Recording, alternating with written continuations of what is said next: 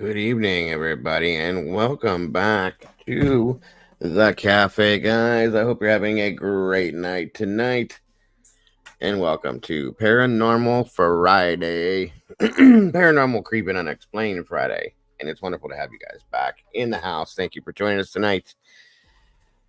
I hope you're all having a great day, and hopefully we can close the night out the right way with a little bit of creepy stuff to look into. We didn't get to make it in here last night for Halloween, but hey, we do it every Friday night. Take a little break from the norm of what we do and get away from some of this stuff. So here we are. Excuse me. Sorry, guys.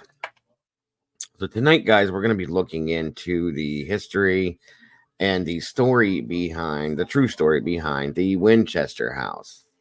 Miss Sarah Winchester, of course, you know the Winchester name from the rifle, the Winchester rifles, so on and so forth. And the amazing house that was built in that name, you guys. So it's a really, really crazily interesting story. And I thought it would be very fitting. I'm a huge fan of haunting stories. And this story mesmerized me when it first came out, you guys. I found the book, read the book on it, and then I bought the DVD set on it. When I got into being involved in ghost hunting, this one really, really floored me. So it was a very interesting story to me, and I figured you guys would definitely be interested in it. I was looking through my little archive of stuff that I have, and it just popped out. And I said, you know what? I haven't done this one. I haven't gone over this. I think they would love this. So that's what we're doing tonight. My wife is doing her crafting stuff back there, guys, so please don't mind it. Sorry about the background. It's going to be switched around eventually here soon, as soon as I can get myself to it. So, again, welcome back, everybody. Please make sure to hit the like button as you come through that door. If you could, please, thank you so very much. And share this out, guys. Anybody you think would be interested in hearing the story behind this and looking into it. I think it would be amazing. For most people, if you're into this kind of stuff, I think you'll definitely be interested in this story for sure. Yeah, again, that's another one of my favorite authors. Based a story, he took a story of his own and he broke it up with this story. There was a series he came out with and a book called Rose Red about a house. And it's based on the Winchester house. I don't know if you guys saw or heard the story or watched the miniseries that was Rose Red. It was an amazing show. And again, story written by Stephen King, my favorite author. And it's again based off of this house. And this story it's out there, folks. And I look for, when I do paranormal stuff, guys, I look for the most factual based stuff I can find. It's very hard in the paranormal field to find factual based stuff. This was as close as I could get on one of these type things. So really good stuff, guys. I hope you're in for it tonight. Grab your coffee, tea, whatever it may be. Please come on in here, sit down, and let's have a conversation about this, guys. I love this one. I always have, I always will, and I hope you do too. Let's see who we got joining us in here tonight so far. Excuse me. It looks like SRBBBBBBBBBBBBBBBBBB's here. Good to see you again, Miss Taylor. Welcome back to you. Our own Miss Kel's in the house. BarQ, wonderful to see you. Always love having you here, BarQ. Thank you so much for joining us. Let's see here. Hiromi no. Yes, Hiromi no. Welcome to you. Great to see you tonight. Mikey's back in the house. Thank you for joining us, Mikey. Great to have you here. Stormy Sherry, hello and welcome back, dear. Great to have you here tonight. Lisa J, always happy to have you. And the rest of this awesome blue crew in here. Thank you guys so much for being here, because we all know I couldn't, wouldn't, or shouldn't ever try to do it without y'all. It just wouldn't happen. So thank you guys so much for joining me tonight and taking time out of your Friday night to be here to support this channel and everything we do. You guys are amazing. I love each and every one of you for it, and I appreciate it all so very, very much. Let's see here. Bobby, old dude, welcome to you. Good to see you, sir. Steven's Adventure, welcome back, my friend. Wonderful to have you here tonight as well. Aaron B, what's happening, brother? Good to see you tonight. Doodle A4 RC's in the house. My doodle, my doodle. Good to have you, my doodle. Good to see you here, dear. Thank you for taking time out of your night tonight to join us. Miss Wisdom Speaks is in the house. Miss Sherry, welcome back. Good to see you tonight. Let's see here.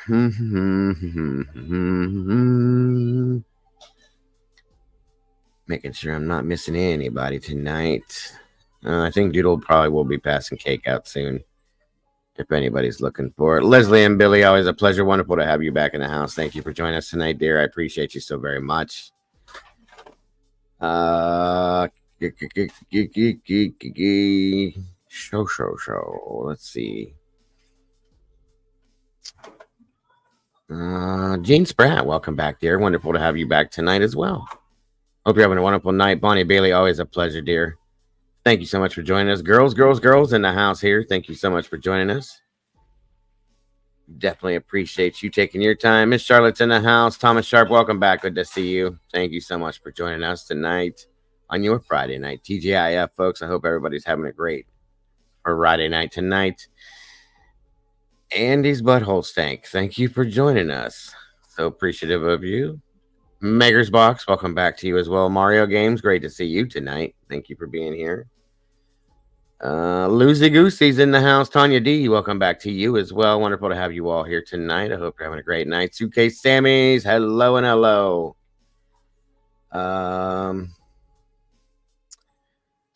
Sammy, Doodle's been doing the same stream. She's just not doing it from her side. She's doing it from this channel, but she's still live with me on here like she has been every morning. Excuse me. Alec Caden, welcome back to you. Great to see you. Missing's in the house. Good to see you tonight, Missing. Pancake Corn, welcome back to you. Country Cooter, you as well. Craven Crimes is in the house, and I see your game too. Good to have you here. Same for you, Red Robin. Thank you so much for joining us tonight. Let me see here. Susbusters, welcome to you, and thank you so very much for that. Super chat says happy Paranormal Friday, and same to you, Susbusters. Always appreciate having you here. Thank you so much for joining us. God bless. You don't see that name? Really? Hold on, Doodle. Let me see if I can pull it back up here.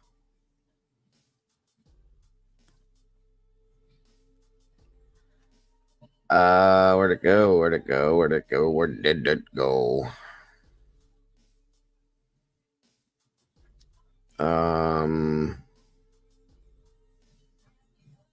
We got pumpkins. Yesterday was Halloween, guys. Again, I'm sorry I couldn't do this last night, but the grandbabies needed me, so. Where did that go now? I swear I just saw it. Hold on, guys. I'm getting there. Miss Cassie, Sassy Cassie's in the house. Good to see you, Sass, tonight. I hope you're having a great night. Where did it? The comment was just there. Now it's gone. What is going on? Playing games with me, YouTube. I can't find it now, Doodle. It was there, though. I'm sure somebody else had to have seen it.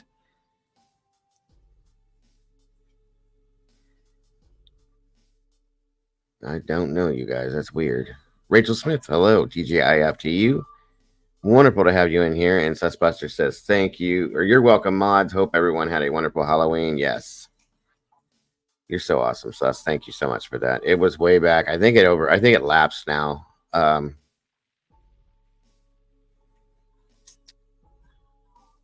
you did you see it, SRB? Good. I just want to make sure I'm not going crazy.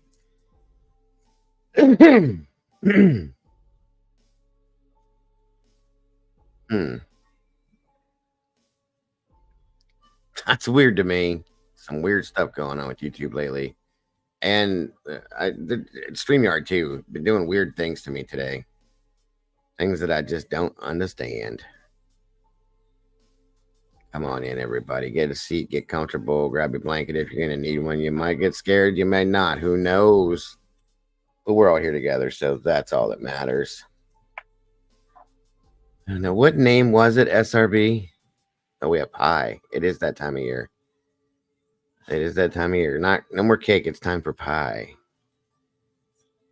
I am right here, Mr. Aaron, and I appreciate you being here. Guys, coming in here with you guys always lifts my spirits. I do get down from time to time on myself. That's a fact. Some of my peeps in here know it. And anytime I come in here, it always raises my spirits up to be around you awesome people. You guys are the most amazing people on YouTube as far as I'm concerned, and nobody can tell me any different. So again, thank you all for taking time out of your night to join us.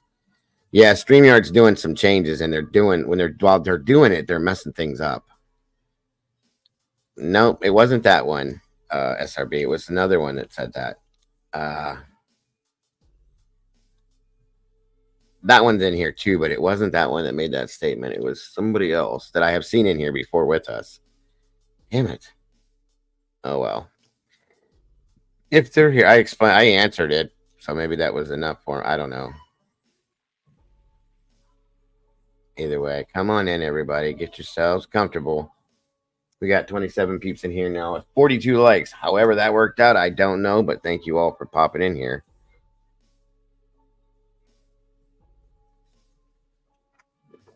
Somebody popped in here, Alicia, and asked why Doodle hadn't been going live from her channel in the morning. And I explained she's still going live. She's just not doing it from her channel because she wanted to be able to be in the chat to talk to the people in chat like she was always doing. But she's still doing the live stream. It's just over here. So that's all. Apple pie with Bluebell. Bluebell ice cream? Yes, if that's what you're talking about, that is good stuff, Bobby. I agree with you on that.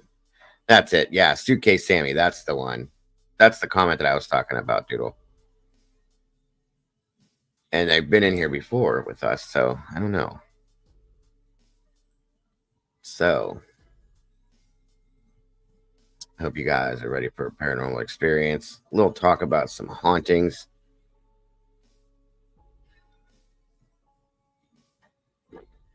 And we saw the other person in here, the Andy's butthole stank or something like that. Is that what one of you guys were talking about? Either way. Either way. Yeah, I agree with that one. Again, thank you, Sussbusters, for that. It was so nice of you. Thank you to anybody, by the way, that decides to support the channel in that fashion, whether it be super chat, super stickers, or these links here through Venmo, Cash App, and PayPal. It is so very much appreciated, folks. It's nothing that we ever expect from any of you, but it definitely helps to keep the channel running and rolling every single day. It takes care of the StreamYard, the internet, the other bills that we need to take care of to make this stuff work. So thank you so much for that, guys. We definitely, again, don't expect it, but we appreciate it so very much. We also very much appreciate your support. Just being here every single day with us and supporting us in that fashion means the world to me, guys. So thank you so much for that. Oh, well, nobody needs to be blocking the moderators in here, that's for sure. So we shouldn't do that. Miss Brandy B's in here. Good to see you, Miss Brandy. Thank you for joining us tonight, my dear. I hope you're having a great night tonight. Give Matthew a big hug from Uncle Dago and a high five. Let him know that we all love him in here, sis, because you know we do. All right, guys. So how many of you guys are familiar with the Winchester house, the story, or anything about it? Anybody in here at all? Does anybody know anything about it?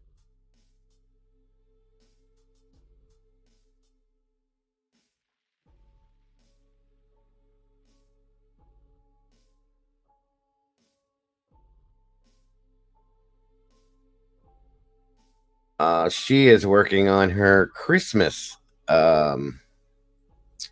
decor type stuff now. What are you making on? Okay, right now she's decorating pine cones to add to her other stuff. Putting snow on pine cones to make it look like they're snowy, and then she adds them to these other things that she did.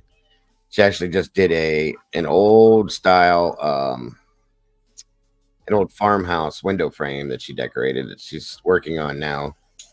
Um, it's not done yet, but I'll grab it and show it to you guys here real quick.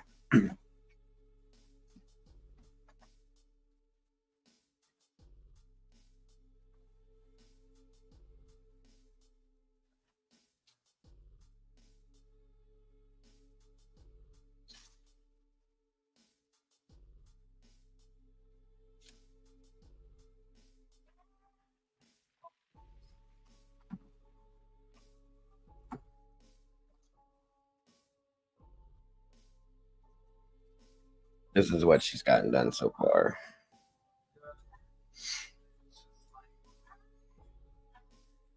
There's going to be lights that go along the inside and some pine pieces of pine and some other stuff. This was just an old brown wood frame that she weathered and started with this. So this is just the beginning of it. She's got plenty more to do. So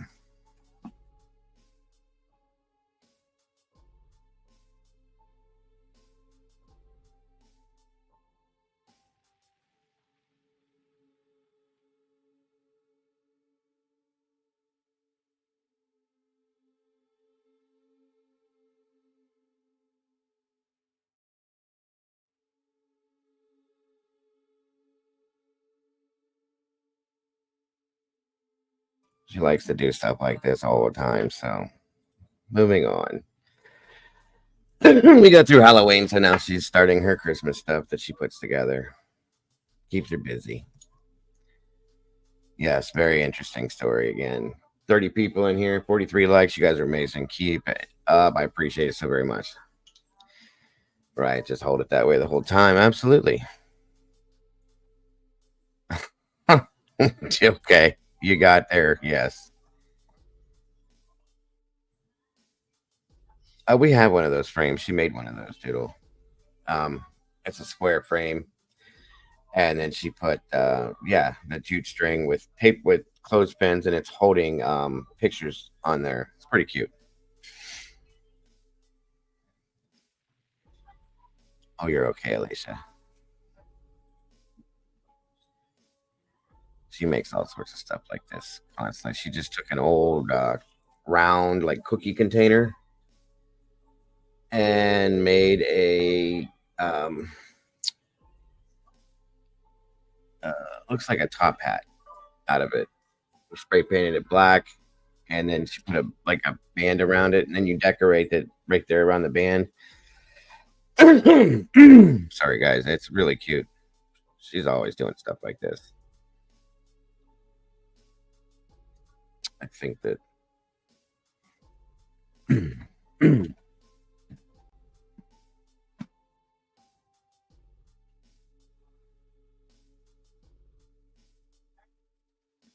Penny, where's your top hat thing?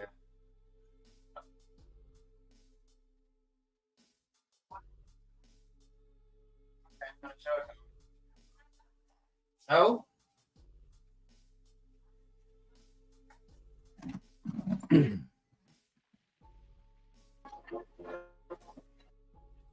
so there's this. She just did this. She's not done with this yet either, but this has a lid on it. It's just a cookie contender that was. She painted it, put the banner around it, and added these things to it so far. She's not done yet, though. And you can still take the lid off and use it as a cookie container if you want to for decorative or whatever else. Pretty good. And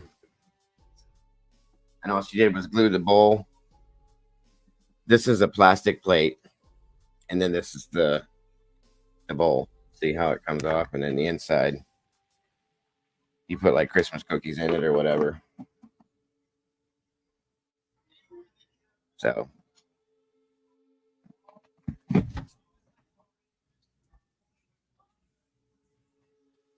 cookies.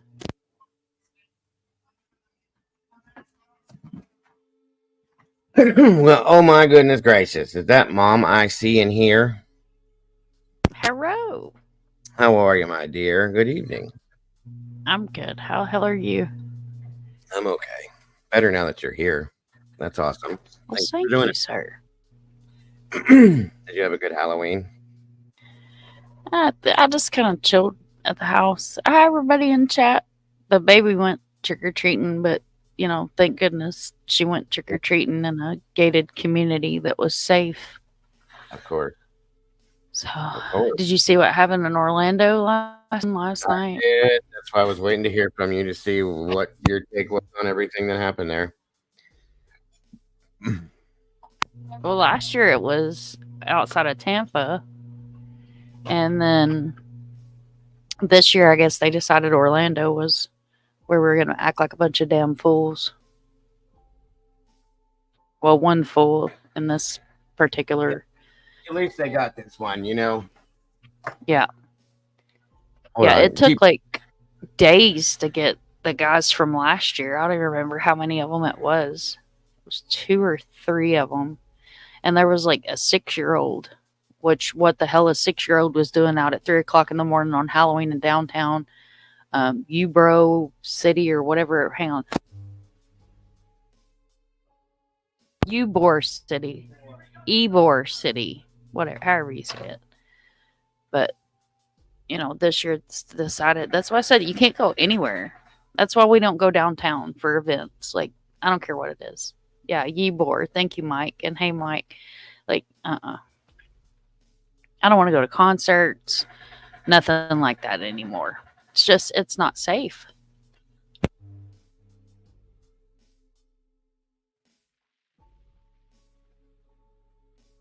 It's not safe anywhere. Hell, it's almost not safe to let your kids go trick or treating anymore. How was y'all's Halloween there in chat?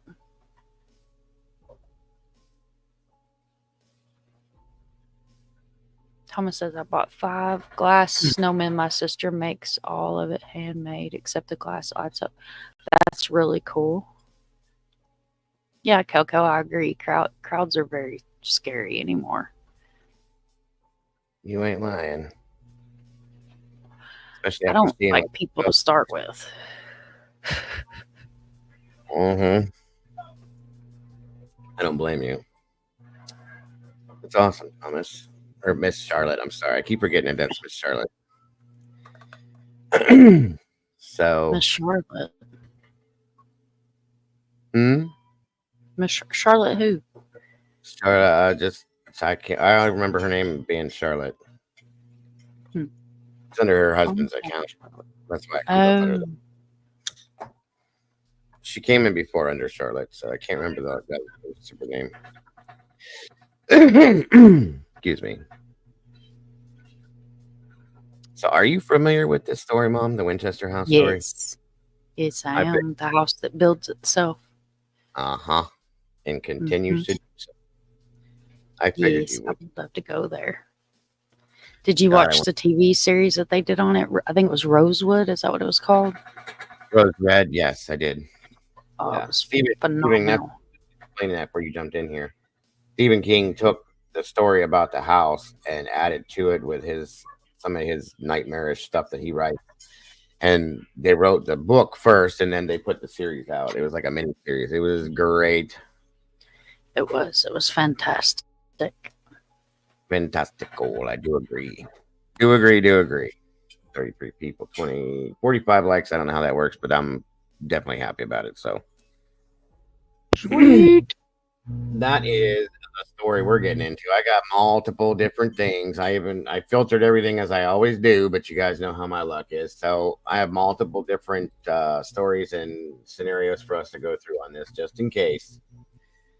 So, I want to give you guys the way I wanted to do this was. Let's see here.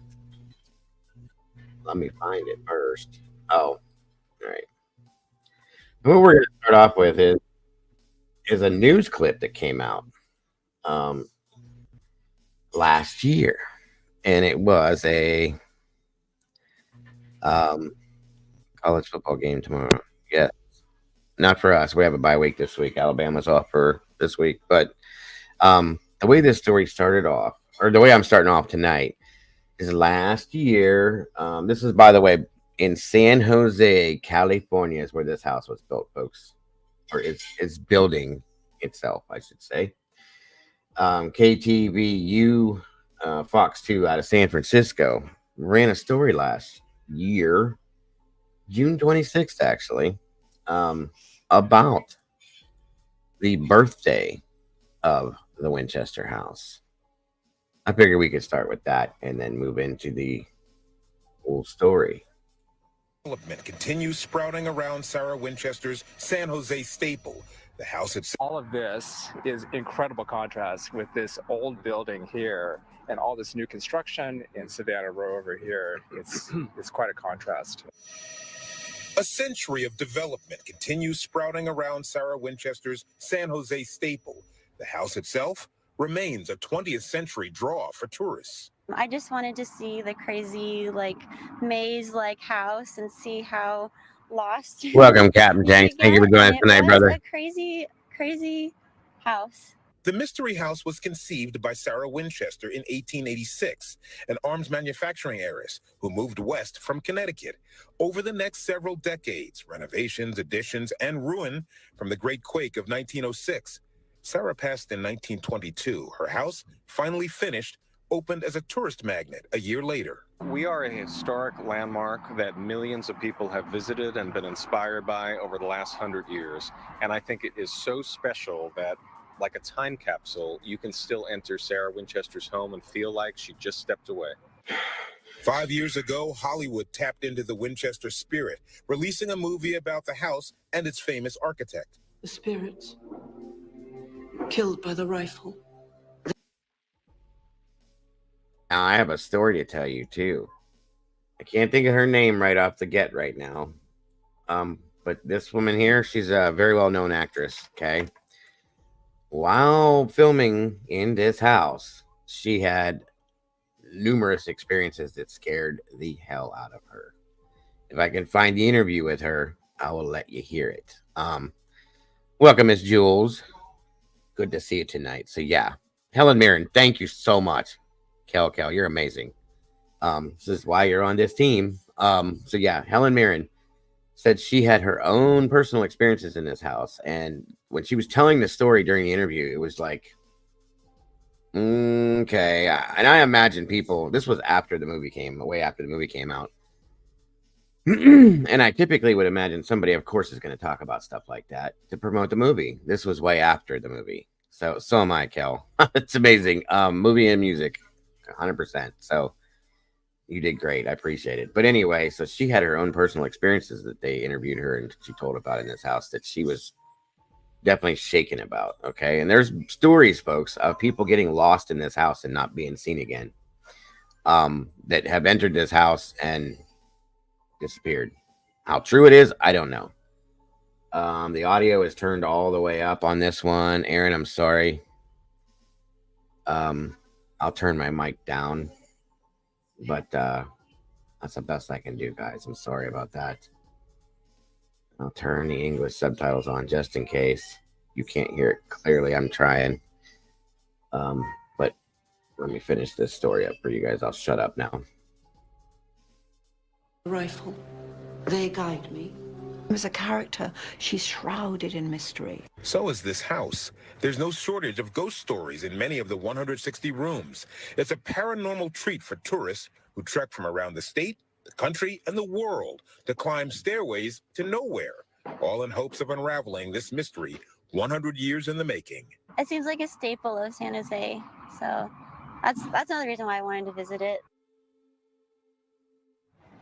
Festivities will wrap on Sunday morning with a 1923 themed brunch, and I'm told they're going to put a time capsule in the ground that will be opened in the year 2123 when the house is 200 years old. Mike, we're going to let you cover that story.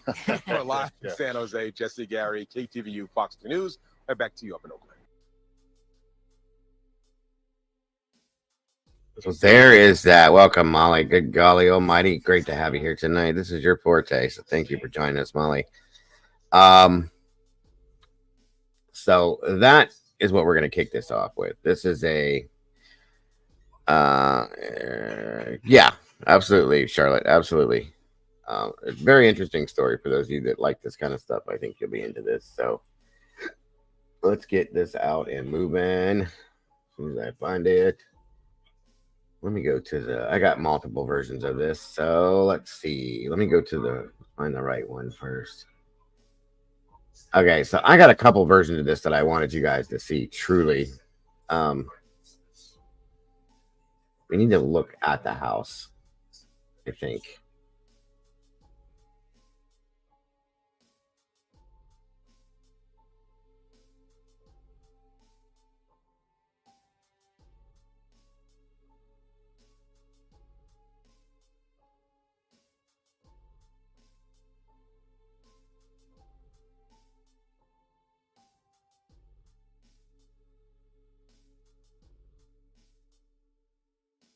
The first thing I want to do is show you guys um, just a silent walkthrough of some parts of the house, so you can get an idea. For those of you that have no idea about this place, to get a little bit of an idea of what type of a place this is, and the beauty of it. First off, it's amazing. The woodwork, every bit of this place is just amazing to me. It's so massive too, and it was, again, for those of you that don't know. The story behind this house is that she started building this and just kept building and building and building and building, and then things, according to Sarah, the house started to build itself. There were rooms that were appearing that she didn't remember having anything to do with, things like that, and stairwells that went to nowhere, doors that go to nowhere. There's one there, things like that for no reason. She just had to keep building. She had an internal thing that made her have to keep doing this again and again and again, and it's insane. If you look at all of this stuff here is all hand carved. The lead glass that's in here, everything is so beautiful in this house. It is beyond. The architecture is amazing. Even the furniture. Look at the bed. The sleigh beds and everything are just amazing.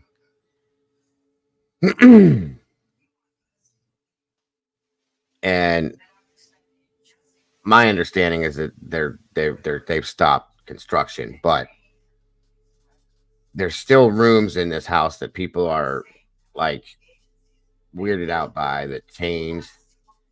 You see these multiple stairwells, the maze like walkways in it. It's insane. It is absolutely beautiful.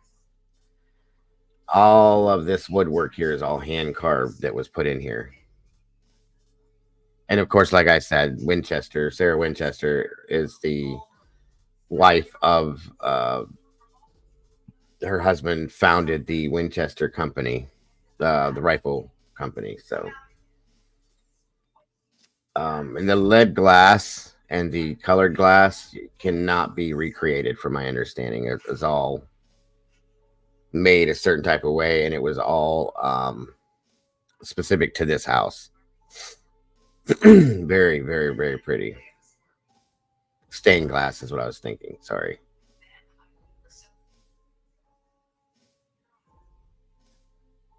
Yeah, Kel, I agree. Every room is absolutely incredible in this place. But again, there's stories of people going into this home that people have never seen again since then. Now, I don't know how true this is. Okay. It's a story that has been changed over the years. I'm sure over the past 100 some odd years has changed a little bit, but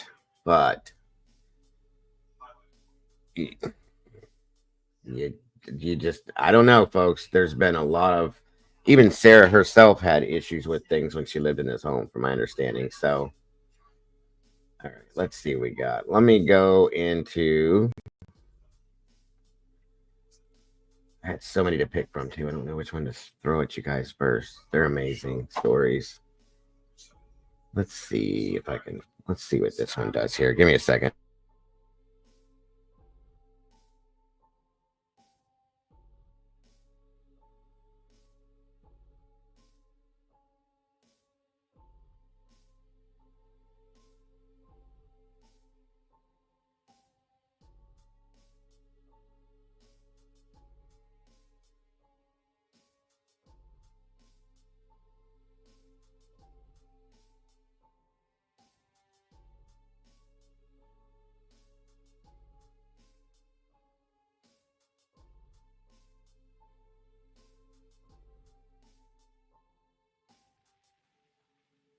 All right, here we go. Here we go. Welcome, Virginia Wolf. Wonderful to have you all here tonight again. Thank you guys for joining us. Please hit the like button if you would. Share this out if you could. We appreciate you all so very, very much. Agreed with that one, Charlotte. That electric bill's got to be insane, but they had that kind of money, so it is what it is. What it is. Here we go. Here we go. If there's any audio issues or anything, guys, please let me know if you would. I appreciate that so very much. She basically built areas to confuse the spirits. Yes, ma'am, I believe was the reasoning behind the odd doors to nowhere. So you do know something about this, XRBBB. Absolutely. I was going to let them explain it, but Charlotte is Thomas Sharp, guys. Sorry. Miss Charlotte is under her husband's account, Thomas Sharp. So, sorry, everybody. Awesome, SRB. So you know where we're going with this. Good stuff. And Mom, again, thank you so much for joining me. It's always a pleasure to have you here when we do these in nighttime like this. I haven't been around too much in the evening because I'm so much busy about everything, but I appreciate you joining me tonight as always. It's always wonderful. I appreciate you letting me come up. It is an honor to have you come up. It's not about letting nothing. I am always honored when you come up here, so thank you again. I've been checking for you all evening, and I synced it, and I was like, oh, and it's one of my favorite stories. That's because it's wonderful. real Good. life history. Yes, that's another reason why I like it. Because like I said, I try to bring you guys the truest in paranormal. Anything paranormal we do, I try to find the truest version of it to give you guys like factual information. So this one is absolute history, and there's some crazy stuff and twists to it. So welcome, Elizabeth Wagner. Wonderful to have you here tonight. Thank you so very much. Here we go. Is thought to have been born in 1839 in New Haven, Connecticut, yet her exact date of birth remains unknown. Her parents were Leonard Pardee and Sarah Burns, and she was the fifth of their 7 children. 1 second, guys. I gotta check something here. Okay. One moment.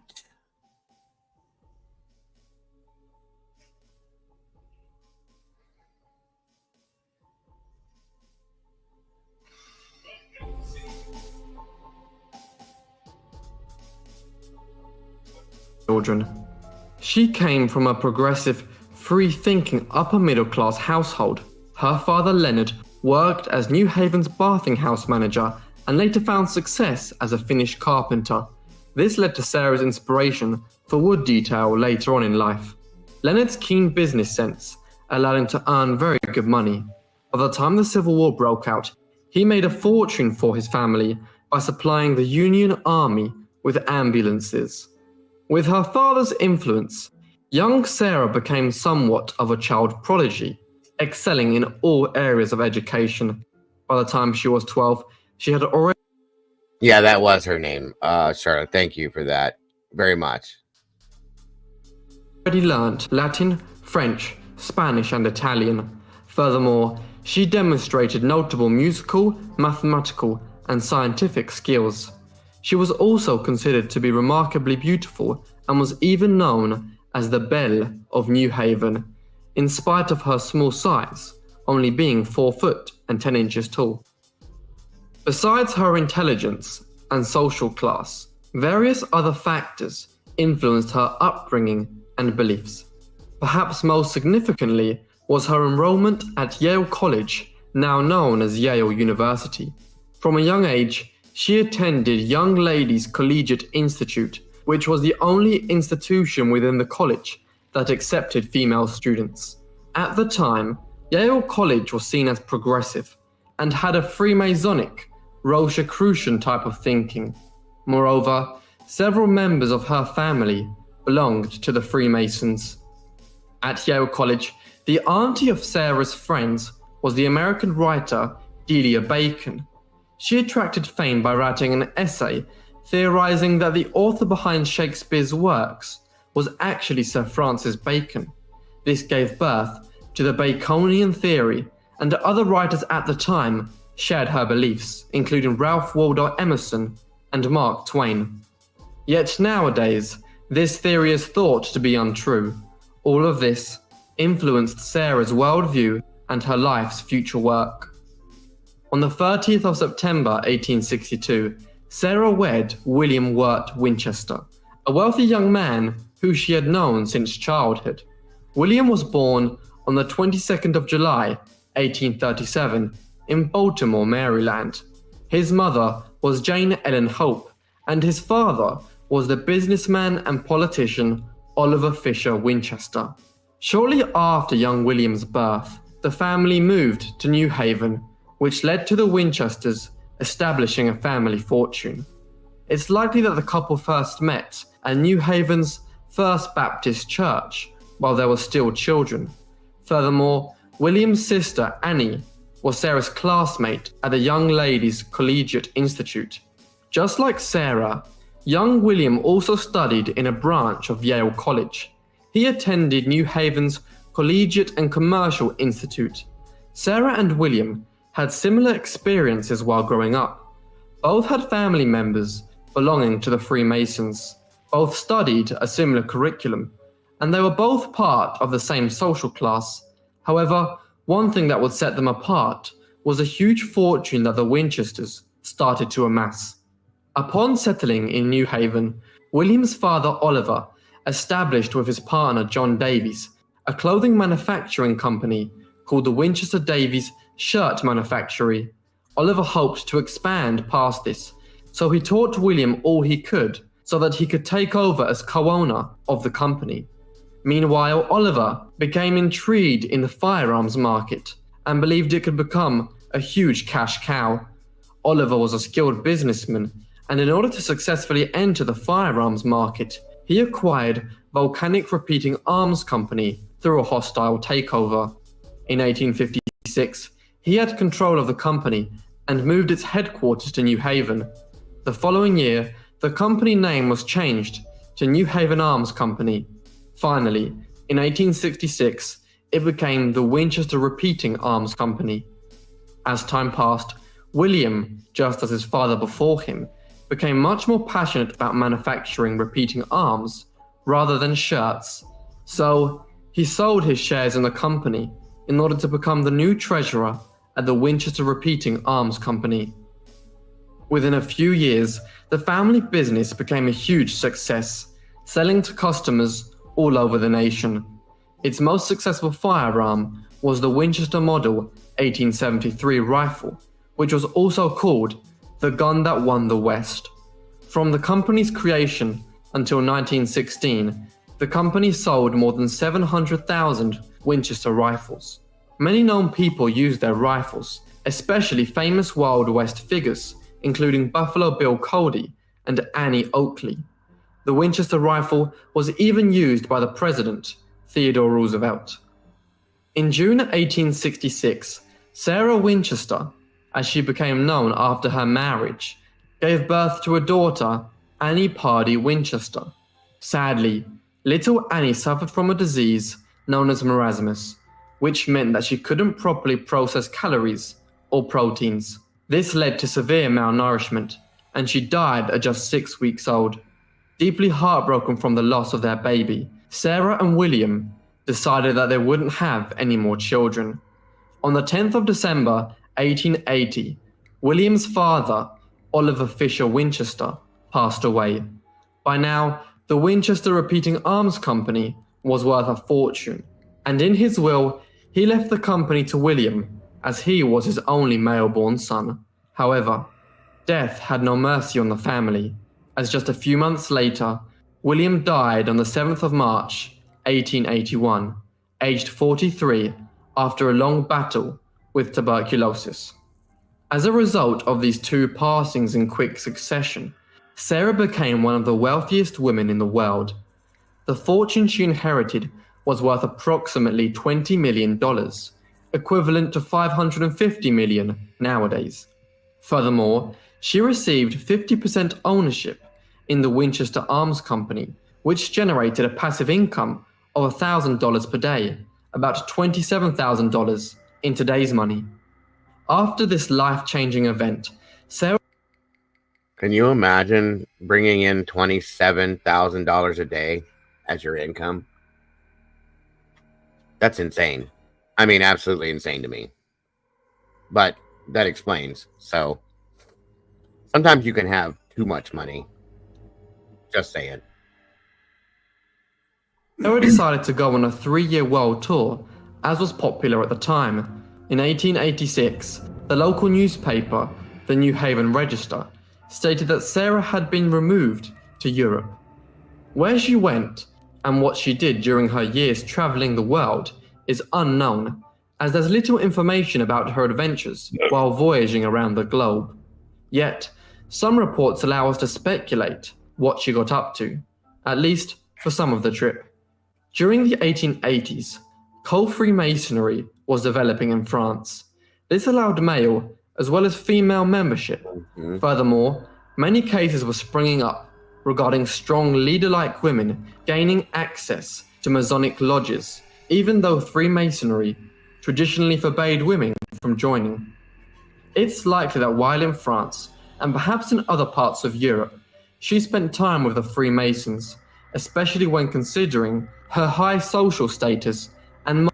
Welcome, Mr. Banana Sam. That was too cute. He said hello. She said boy. He said okay, bye. That was too much. Be easy on him, Doodle. It's good to see you, buddy. Thank you for jumping in here. That was too cute. Oh my God, I love it. Anyway, welcome, Mr. Butterfly. Welcome. Good to see you tonight. Thank you for joining us. Doodle, I love you. That was too much. I love it. Moving on. Here we go. I can't stop laughing. I'm sorry. That was cute. mastery of the many European languages. It's also thought that she visited various architectural sites that would later inspire parts of her house design, in particular, Freemasonic symbology, as well as Rosalind Chapel in Scotland. Not only was she intrigued by the chapel's structure, but also by the fact... Sorry guys, I can't stop laughing. Welcome, Dragonfly. Thank you so much for joining us tonight. He's awesome, Doodle. I love him. He's a great kid. He really is. That was too much for me, though. that it had strange staircases leading nowhere. Once back in the United States, she left New Haven, settling in the San Francisco Bay in the state of California in 1884. Shortly after this, she purchased an 8-room cottage in San Jose, which came with 160 acres. The main reason for this was in order to be close to her various Pardee relatives, who had moved to the area during the gold rush of 1849. Not too long after buying the farmhouse, Sarah hired a crew of 20 carpenters to begin a massive construction project, which would last until her death. Sarah made sure that work on her house was done non-stop, and because of this, there was always someone on shift. As her house was expanding every passing minute of every single day, it wasn't long until the house grew into a gigantic mansion. In some areas, the house was even 7 stories tall. In total, the mansion had between 500 to 600 rooms. Yet, although the house was unique, with a beautiful Victorian style, it had many bizarre features.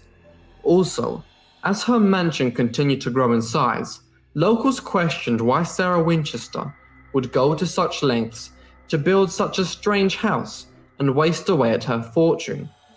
Rumors state that following her late husband's death, she went to see Adam Coons, a known medium.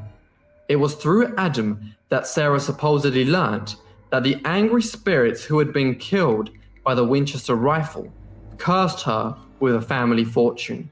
They required her to build them a mansion and never stop. Sarah feared that if she didn't do this, they would take her life. Legend states that in her San Jose home, which was expanding by the day, part of the story that I heard, Kel, was that was part of it too. Is that because she was alone, that she actually enjoyed having them, the working and the noise. It kind of distracted her from getting so lonely in some ways too. That was another part of the story I'd heard when I read the book on it. But there's other like more ghostly spiritual reasons why she did it too. But that was another thing, you know. She was alone in this massive house and she didn't want to be. She had servants, but that was it. To hear the people working on the house, supposedly they gave her solace in some ways because she knew she wasn't there by herself so much. So it would drive me insane. There's 500 to 600 rooms in this house, guys. They weren't 100% sure exactly how many because the count kept getting screwed up. It's weird to me, but it is what it is. Sarah would go to her seance room almost every night and communicate with the spirits using Ouija boards and planchettes. This way, the spirits who cursed her could give her building instructions. Nevertheless, Sarah was an intelligent woman, so while building the Winchester mansion, she confused the evil spirits by implementing strange house features. Examples of these bizarre features include stairs and doors that didn't lead anywhere, as well as the usage of the lucky numbers 7 and 11 throughout the house. Sarah did the same thing with the number 13, and is even said to have slept in a different bedroom each night in hopes of fending off her evil spirits. At around 5 in the morning on the 18th of April 1906, one of the most significant earthquakes hit the San Francisco Bay Area, rupturing 296 miles of the San Andreas Fault. Unfortunately, the quake caused substantial structural damage to her home, terrifying Sarah. This caused her to change her original plans, now deciding on building out instead of up, as she had intended.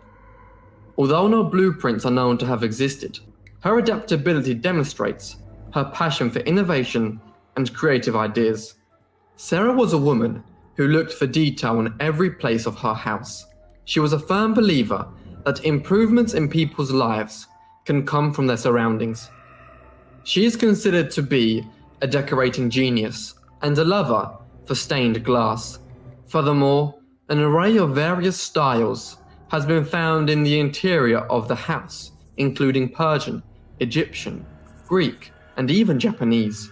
There are wall styles that the mansion includes that have even been used in the White House. The mansion is a symbol of inspiration for many interior designers and had been described as pure art for the sake of art. The main ballroom even cost $9,000 to build. The house has hundreds of rooms, with many leading to other rooms and some being secret. Other features include 47 chimneys, some of which have an overhead ceiling, various skylights, large doors leading to small spaces, and small doors leading to larger spaces. Although sources claim that she was a spiritual person and that spiritualism is considered to be all around the house, it's likely that this was a fabrication in order to make the tale that she was cursed sound true. There is no evidence that supports the claims that she ever visited Adam Kuhn or that she was even a spiritualist. Moreover, despite having a seance room, she was never known to have used it. This is backed up by Henrietta Severs, her close companion and nurse, who said that Mrs. Winchester had no spiritualist inclinations. Furthermore, Sarah did stop constructions for certain periods of time, and some of the house's strange features, like sealed-off passageways and the doors and staircases that led nowhere, may have been the result of the change of plans following the 1906 earthquake. All of this indicates that the curse was in fact a fabrication. So, this makes us ask, what were Sarah's real motives behind building such an unusual mansion? The truth is that the Winchester house is a labyrinth, or an artful puzzle. This can be seen by the maze-like corridors, winding hallways, dead ends, as well as the shortcuts, allowing people to quickly get from one side of the house to another. We can't be certain of her true motives behind building the labyrinth, but it's thought that she started planning her puzzle years before the building of the house, and did it to leave a legacy. She lived her last few years in the mansion where she suffered from rheumatoid arthritis, causing her to need the help of servants and nurses all day long. She died on the 5th of September 1922 due to a heart failure. Her remains lay in Evergreen Cemetery, New Haven, Connecticut, where she was buried next to her husband and child. In her will, Sarah left all of her possessions, excluding the house, to her niece. The Winchester mansion was not actually mentioned in her will, and so it was later sold at auction to a local investor for over $135,000, around $2 million today. The mansion has been open to the public as a major tourist attraction in California since 1923, with guides having told her story millions of times. Yet, to increase customers, they prefer to tell the tale of her mysterious curse. The house was added to the National Register of Historic Places and was designated as a California Historical Landmark in 1974. The 2018 horror film, Winchester, was based on this mansion and Sarah's life. Thank you everyone for watching this video on Sarah Winchester. All right, so there is that portion. Tells the story of Miss Sarah. And on we go. Let's see. Like I said, I have multiple versions of this, and even a scary side to it. Let's see here.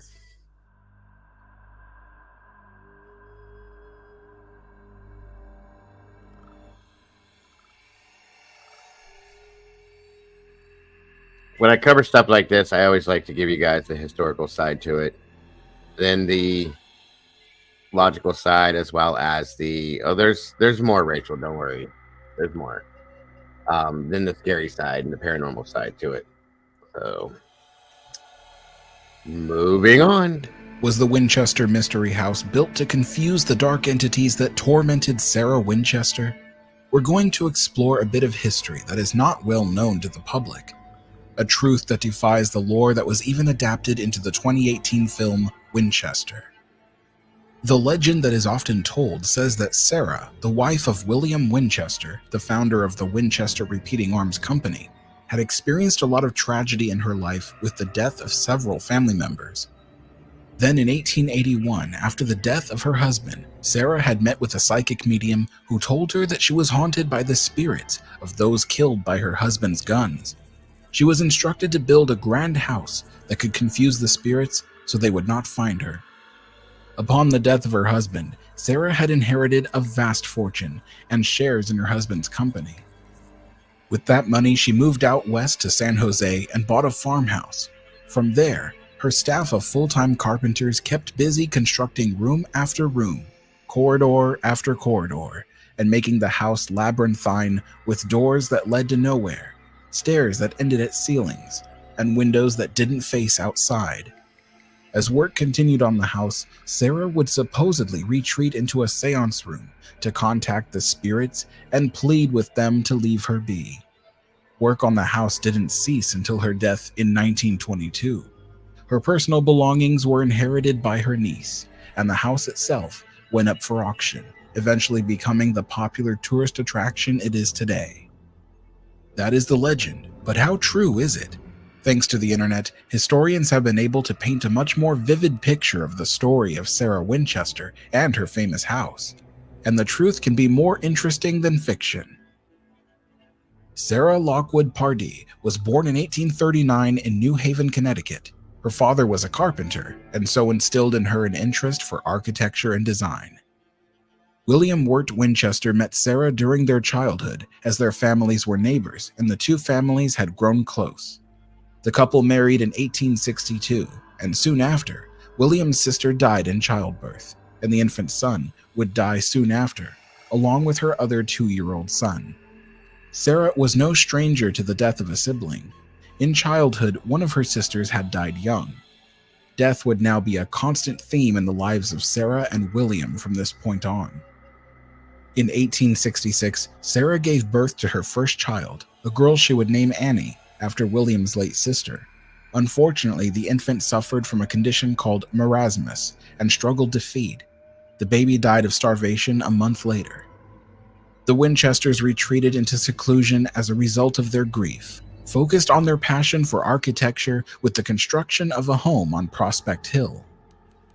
In 1869, Sarah's father died, but a decade later, there was a 10-month period of grief that would forever alter her future. In May of 1880, Sarah's mother died, and in December, her father-in-law died as well.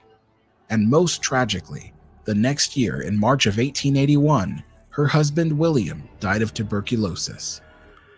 Sarah had inherited from him a $20 million fortune and half ownership in her husband's rifle business, and she was left to support herself. Sarah had truly loved her husband, and his death left a great hole in her heart.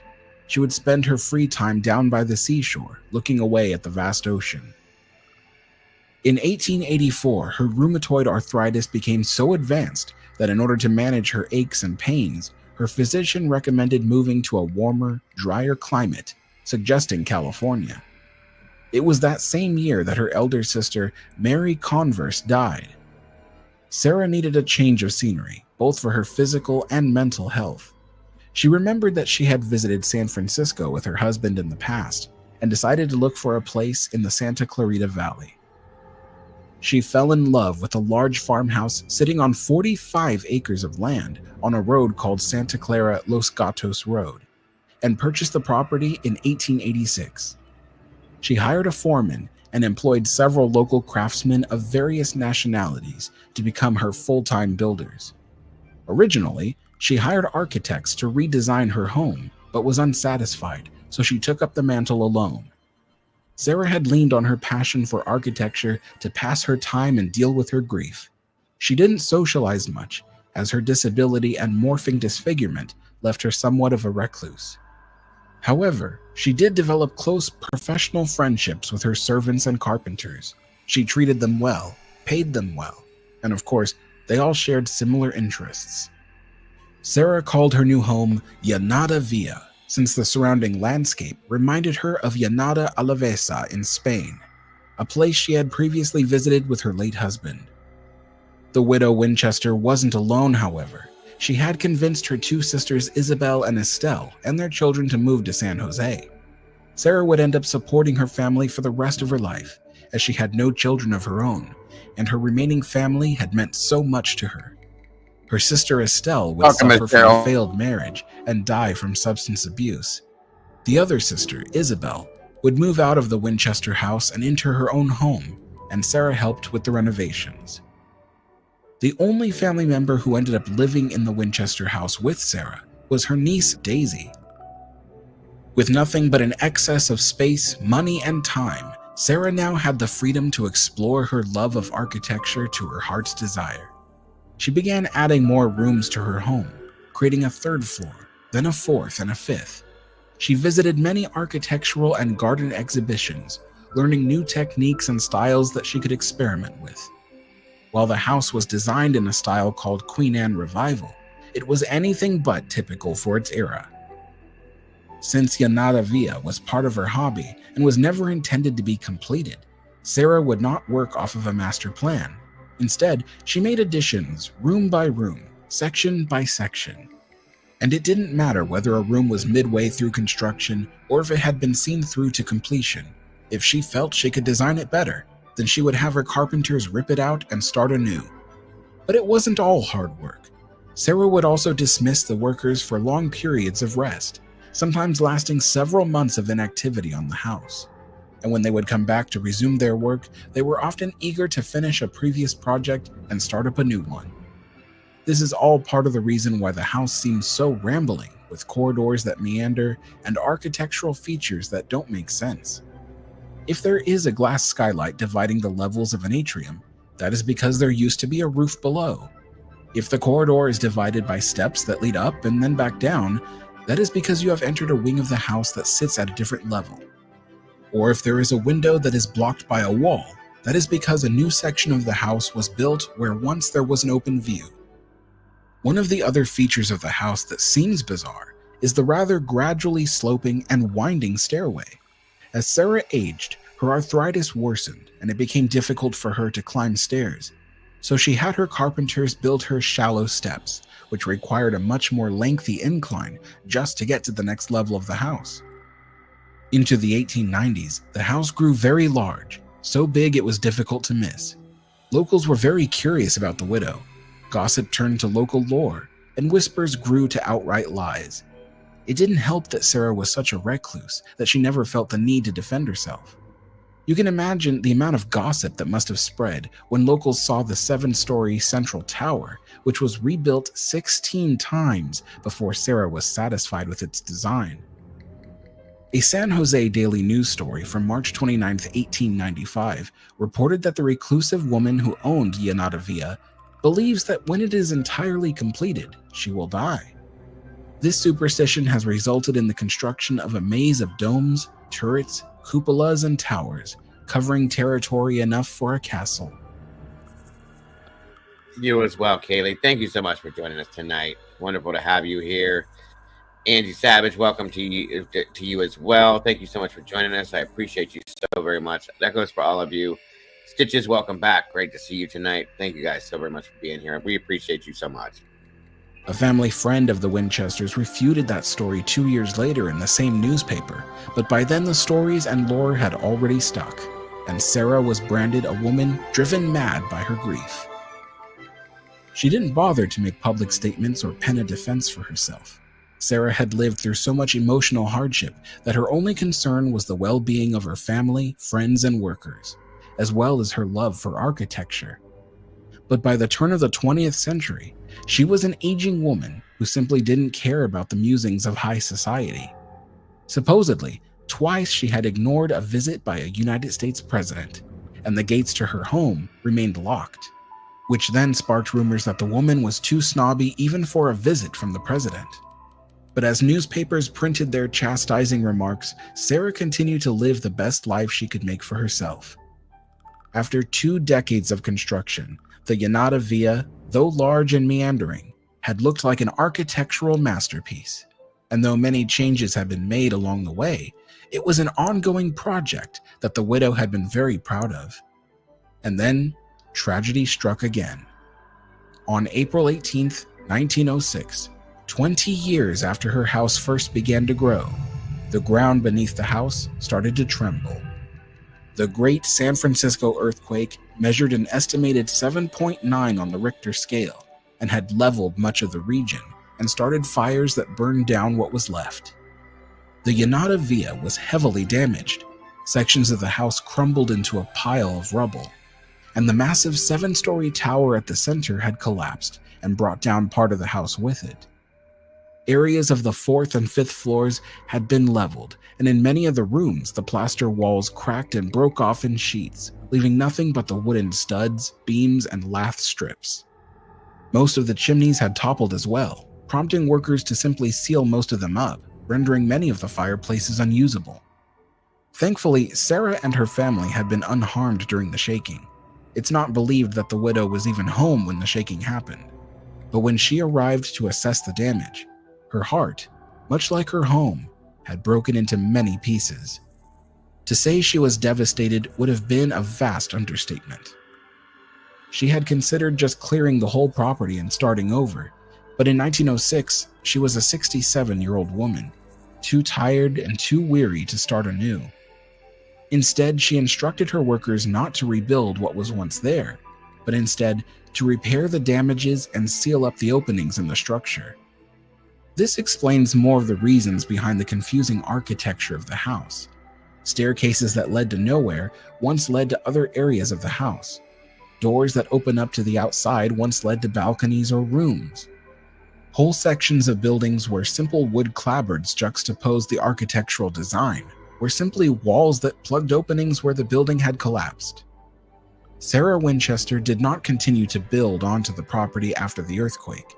She had given up, probably out of fear that another tremor would just wipe out more of her hard work. The only thing she added to the house was an elevator in 1916, when climbing the custom-designed staircases of the house had become too difficult for her. Rumors about her continued to swirl, and it was like salt to the wound that was her life. She then ordered her workers to put up large hedges around the property to block views of her home, aiding her self-prescribed isolation. Though that might seem like a sad ending to the story of an elderly widow, it wasn't all sad. The public isn't aware that both before and after the earthquake, she had many real estate investments throughout the Bay Area. She had at least 7 other properties besides the Llanada Villa, which included a new home in Los Altos, no more than 7 miles away. She also had 3 houses in Atherton, one of which she had purchased in 1907 to be her permanent residence. It was a more modern craftsman-style home. While she lived in Atherton, she purchased land in the nearby city of Burlingame and owned all the land east of California Drive, from Broadway to Oak Grove. She dreamed of turning the property into a series of coastal estates for people visiting California. She even had her workers construct a canal and a small harbor to increase the waterfront property. She also owned a massive houseboat and had it towed into the artificial harbor for her to stay in on occasion. Though you can't see that the house on your screen is floating, note the swing-type davits for accommodating a lifeboat. Several years after she died, the houseboat would burn down. She also never lived to see her coastal estate dream completed, and the land is now part of the city suburbs. Sarah Winchester was also later found to be an anonymous philanthropist. She donated money to many causes, even donating money towards the people who were rendered homeless after the Great San Francisco earthquake. But she insisted that she never be credited for her donations, and to this day, we don't know the full extent of how she helped her community. As I researched Sarah Winchester for this video, I found a massive labyrinth of information about her that was nearly as interesting and pleasantly convoluted as her famous mansion in San Jose. For example, she was an advocate for the suffrage movement and animal rights. There's also a good chance she was a devout vegetarian. She was a complex lady, far more interesting and more lovely than the stories of her being the grieving widow in black. In the summer of 1922, she had to leave her residence in Atherton and move back into Llanada Villa to be closer to her doctor. The end was near for the mysterious lady, and she died on September 5th, 1922, at the age of 83.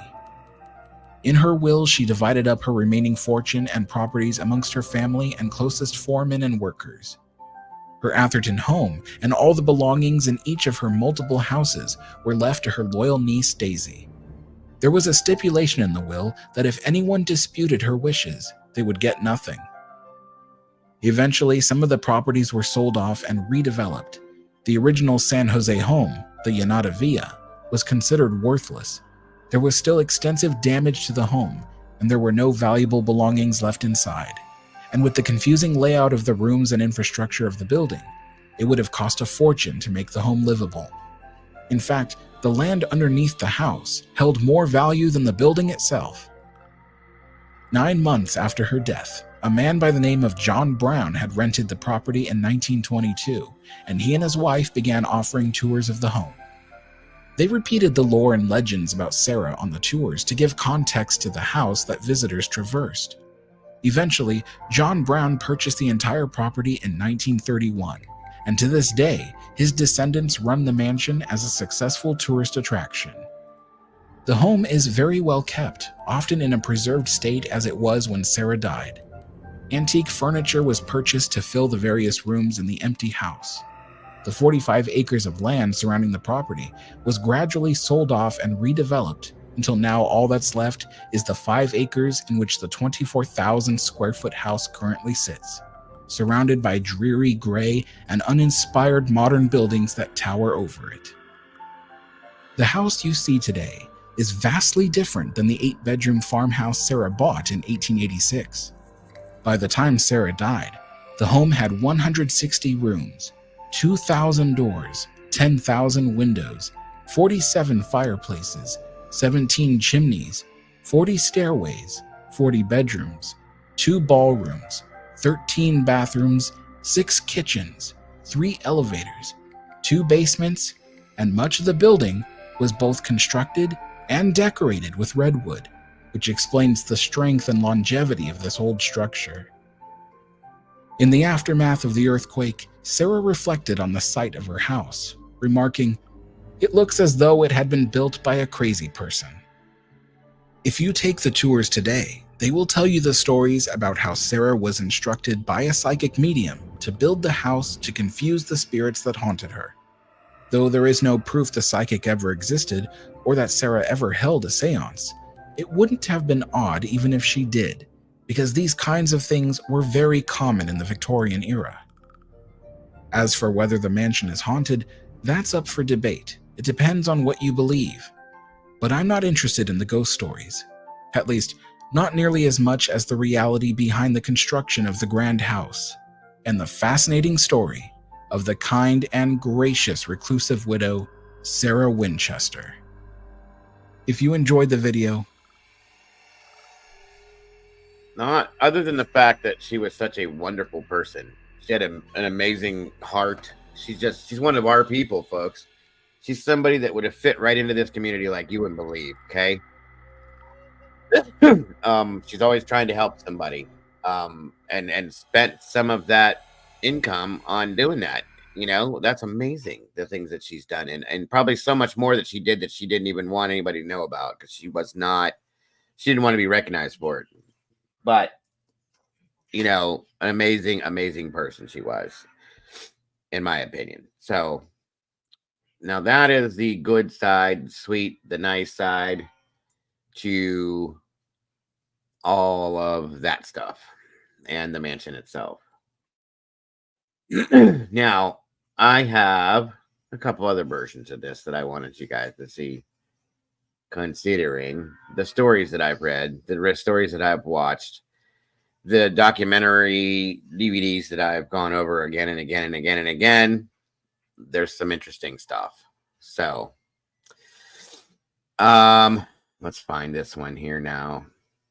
The house is just, I just want to go look at the inside of the damn thing because I love woodwork, like natural woodwork, knowing that it's all hand carved. Everything was handcrafted by and designed by specific people that she picked, you know. Just saying. You still here, Mom, or did I put you out? No, I'm here. I'm listening. She could be You here are. with us. She could be listening with us. Well, they say that anyone that has it's one of the rumors that goes around that anyone that owns a Winchester rifle that was made by the Winchester Company would very possibly be haunted by Miss Sarah. Just Ooh, I'm saying. going to buy a Winchester rifle. Yeah. I don't own a Winchester. Can I you will by imagine- next weekend. I think my uncle had one. My grandfather had one. That was the thing to have back in the day. And Doug is out of diapers, right? Can you imagine bringing in though? Hey TWY, great to see you tonight. Thank you so much for joining us, Mom. Can you imagine bringing in or knowing somebody that brings in $27,000 a day as an income? No. No, Nope. not making an honest living. Not these days. Mhm. I mean, I'm sure No, there's even- people making that, but Even somebody that makes a dishonest living, $27,000 a day. I don't think drug That's dealers even crazy. make that damn much. I don't Truly. know. Depending on what you're Truly. selling. Well, that's true. Never know. Oh yeah, and she was such an amazing person too. You know what I mean? It's nice to yeah. hear her history as well as the history of the house, so on and so forth. Excuse me. And she had so much tragedy happen in such a short period of time. Like, you know, if you think about all the tragedy that she went through in a short period of time, and I don't mean like a matter of months, but you guys know what I'm saying. That's yeah, enough to make anybody's cheese slide off their cracker. All the way off. Yes, ma'am. I do agree with you on that one. Definitely. I love when you say that. That's hilarious. That is hilarious. So maybe even Phil Collins. You're a mess. Walt. Drinks, Narcos. Thank you. Walt. Right. Thank you, Molly. I got it, hon. Oh yeah, okay. Wait, what are you showing me, Molly? Oh geez. So Molly is related to the Winchester family, Mr. William Winchester himself. No kidding. Yeah, she's showing me the husband of my 6th cousin 4 times removed. Sweet. There is a relation. I'm looking at it. It goes all the way down. I'm not going to put this up, Molly, because it has your actual name on it. So, No unless doxing you want me to blue. do it, it's up to you, hon. If you want me to do it, I will. But I don't want to throw your name up there if you don't want it up there. Okay. Well, then you need to get a hold of somebody and get your share of that house if that's the truth, Molly. I'm just saying. I'm just joking, but still. I need a free tour, a night stay. Something, yeah. Oh my God, to stay in that place. Call Zach Baggins. Or she's related to Sarah, not the husband. Sorry. Diddy makes more. Not so much anymore, Cap. It's not gonna be making much anymore. Thank God. All right, guys. So we're gonna go and move on. My God, if I had an income even remotely close to that, there's so much I could do. I would just not be sitting here if I made an income like that. I tell you right now. I would buy my own Blipboard company and just post all of these things for free. You know what I mean? I would own every search tool you could imagine. A helicopter, at least 3 foilers, every kind of underwater, in the air, you name it. I'd have a drone. I would start a nonprofit SAR group that's all we did nonstop. 100%. Absolutely. And I would employ every one of you there at a very good rate, because that's a lot of damn money, you guys. That is so much money. Stitches said, when my dad's cousin borrowed money from Dad and got hard up, Dad gave his Winchester when I was young. Oh, see? That's the best rifle you could have back in the day, folks. Literally the best. No lie. So, yeah, she was such a good person. I mean, it pulls on the heartstrings, thinking about everything she did that nobody even knows about to help others. You know what I mean? It's just the epitome of what society should be, and they aren't, sadly. So, just saying. Thank you so much for that, Cal, guys. If you are interested in any merchandise from the cafe here, please go check out that link she put out. We got some great stuff, and we're working on putting more in there. So please go check it out. There's so much cool stuff in there right now. You got to thank Doodlebug for all her hard work in there. She's amazing. So, I guess she got the morning show shirt finally, which I can't wait to see. Yeah, I want to see what it looks like. She said it's really good quality, just like the other ones are, and which is what I was hoping for. So I'm grateful. We're gonna start doing some holiday stuff too. Dad was offered $500 for the Winchester. He turned the money down. Of course. Do you know how much a Winchester rifle's worth? If you get one of the old school ones from like the 1800s or something, if you have one, and even if it's not in good shape, they're worth thousands of dollars, guys. No lie. Yes, credit to all the great designers. There's so many good people in this community that are so talented with designing stuff. It's amazing. Not to mention the videographer, Miss Molly herself, our amazing videographer. She does so many great things. And Doodlebug, I mean, everybody in here does amazing stuff. His team is amazing, and I could not ask for a better team, period. Mom included. So. Oh, thank you, sir. You know. All right, guys. You can only give so many compliments before somebody just says, okay, enough. I get it. I get it. I can't never stop complimenting you guys, because I really love you guys that much. You guys are just amazing. And so you've been so good to me. I can't tell you how important and how much it means to me. So it's the best damn community on YouTube. I don't care what they say. I feel that myself, and I'm grateful and very proud. So,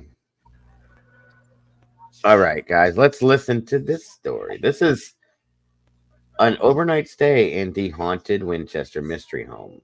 Oh, I'm jealous. Yeah, no lie. I would give anything to stay here. If you were cursed and told you would die, what would you be willing to do to survive? The Winchester Mystery House, filled with secret passageways, unknown symbols, staircases to nowhere, and trapdoors, was built out of fear and one person's desire to live. For if she stopped building, the vengeful spirits that haunt her would take her life. If we split up, we're definitely getting When? I was walking ahead, I thought a kid was following me. I turned back, and there was no one there. It just sounded like, not footsteps, but there was like pressure on the ground next to me, like someone was standing on the floor. Come down here, watch your step. We can stop and see the picture of the guy that they see down here in the basement. Oh, there's a guy down here? Yeah. Where'd that light just go? If this isn't Clyde that wants to bring us down here, can you let us know? There it goes. Oh, yeah. Starting to pick up. Someone just walked past that window. Was that? You hear that crack up? That was a full-on footstep or like a clap. Yeah, I'm waiting. I have a feeling someone's just gonna pop up. It looked like someone just grabbed his hand, like trying to pull him out of the room. Flash like, oh. Do you want us out of here? Dude. Wow. It just climbed the ceiling. I swear, I think I saw her like picture frame like tilt, like go like her head. Sarah. Did you not hear Sarah? We can't see you, but if you touch one of our toys and put on the ground, they'll light up. This is night 1 of 30 from our USA road trip series. Whaley House, Queen Mary, Ohio Reformatory, Trans-Allegheny Lunatic Asylum, Preston Castle, Crescent Sanatorium, Sally House, Abbey Monastery, Stanley Hotel, Alcatraz, and many more are still to come. Weekly episodes. So please make sure to subscribe. Welcome to the Overnight Champ. And make sure you guys tune in because I already have it written down in my little book here. We're going to be covering Alcatraz very soon, too. So, sorry, Matahari. Sorry. Did SRB run away? I'm surprised she didn't. There you go. The agreed TWI. I get it. Dedicated to finding proof of the paranormal. Tonight's investigation takes place at Winchester Mystery House. The Will to Survive. Oh, what's up, everyone? We're back. We're here. We're doing it. Winchester Mystery House. Not only that, we are pre-filmed now. 18 different locations have already been filmed. We are currently in the middle of doing a United States road trip series. 30 different locations that are going to last for the rest of the year that we are still doing, which guess what? You know what that means. Now that we're posting, we're not missing a week. We are doing weekly videos. I promise you, it is happening. That's it. I am so sorry that we had to take so many months off. That was not the plan at all. It was actually only planned to take off a month, and then things just kind of kept going wrong. I learned from it. I figured out how to make sure that doesn't happen again, and I appreciate you all so much for still being here, for waiting, for checking in on me, for following up, for tweeting. These are the same guys, if you guys that were here remember, that went into the how did I forget it? Mom, what's the place that we went to that you were up here, you and Kimber were up here for that night? You talking about the Adams, Tennessee, the Bell Witch? Bell Witch, that's it. Yeah. These are the guys that went to the Bell Witch caves and stuff. Yes. Thank you. I'm gonna give him a damn video. All of that. It means the world to me that you're supporting us and you're as excited for these videos as we are. And I promise you, these videos are going to be so much fun. You're coming back with something that you have also been requesting. The new mystery box is here. We haven't done a mystery box since December. This is an overnight themed mystery box. So I'm wearing one of our designs from last time. You know, you can see it. So that's one of our designs from an old box, but this box. I'm really excited for this. I've been wanting to do it for a while, so I'm fanboying right now. This is day one of our road trip. So we have an entire California road trip mapped out with Winchester Mystery House, USS Hornet, yes, Preston Castle, Kennedy Mines, and the Argonaut Mines, the Queen Mary. So we are wasting no time, not wasting, but we're spending no time on a historic. By the way, we're going to be covering the Queen Mary as well.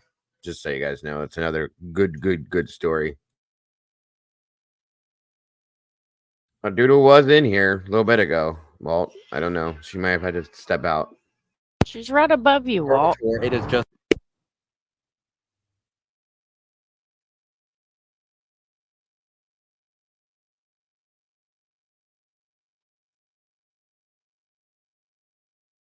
paranormal the whole way through. Yep. And lastly, this has been asked from us for about 6 years now, Whaley House. Let's go! Finally got the Whaley House. Yep. They have new ownership and they're allowing people to come and film there. So Whaley House will be the end of this road trip series. I'm excited. So put your bids in now in the comment section for how many times I'll get naked. The winner, Elton, will personally Venmo $30,000. I hope that answer is 0 because it is a non-profit. Everyone comment 0 down below right now. And you'll all win $30,000. Well, it's going to be a fun night. Yeah. A lot of history to this place. Yep. Really cool. Probably one of the more interesting houses in the world. Oh, yeah. I mean, thousands of windows, 10,000 windows, a seance 160 rooms, a seance room, the witch's cap, memorabilia room, the bedroom in which she died in is here, the basement's here. Can you imagine having a one-night stand in this house and be like, yeah, let yourself out? The walk of shame takes you 3 years to get out of that house. You wake up making breakfast the next day. Like, why in are one you of the still 42 here? kitchens that's here. Yeah. Yep. Flinger. Yep. Well, let's head on in. All right. I'm excited for this. Let's go. You know what this almost looks like? It almost looks like a toy house. Yeah. If you really look at it, it feels like someone built like a miniature of this. 100%. It looks fake. Yeah, it looks like someone just painted it with a tiny little paintbrush. Like, I feel like you would see this at Disney. I love it. You know? I love it. It doesn't this looks like a set house. Yeah, I'm excited. The Winchester Mystery House has captivated paranormal investigators all around the world for nearly a century. With over 12 million visitors, including Ghost Adventures, Mythbusters, BuzzFeed Unsolved, and even Harry Houdini himself. The intriguing history of Sarah Winchester and the reason her home was built this way still captivate all who enter any of the many doors, and even those that lead to nowhere. Located in San Jose of Northern California, the home is notorious for its bizarre architecture. It is considered to be one of the world's longest home renovations, spanning over 36 years, stopping only when Sarah Winchester passed away. She was, in fact, solely responsible for the construction of the home, as no architects were hired. Whatever she wanted built was built.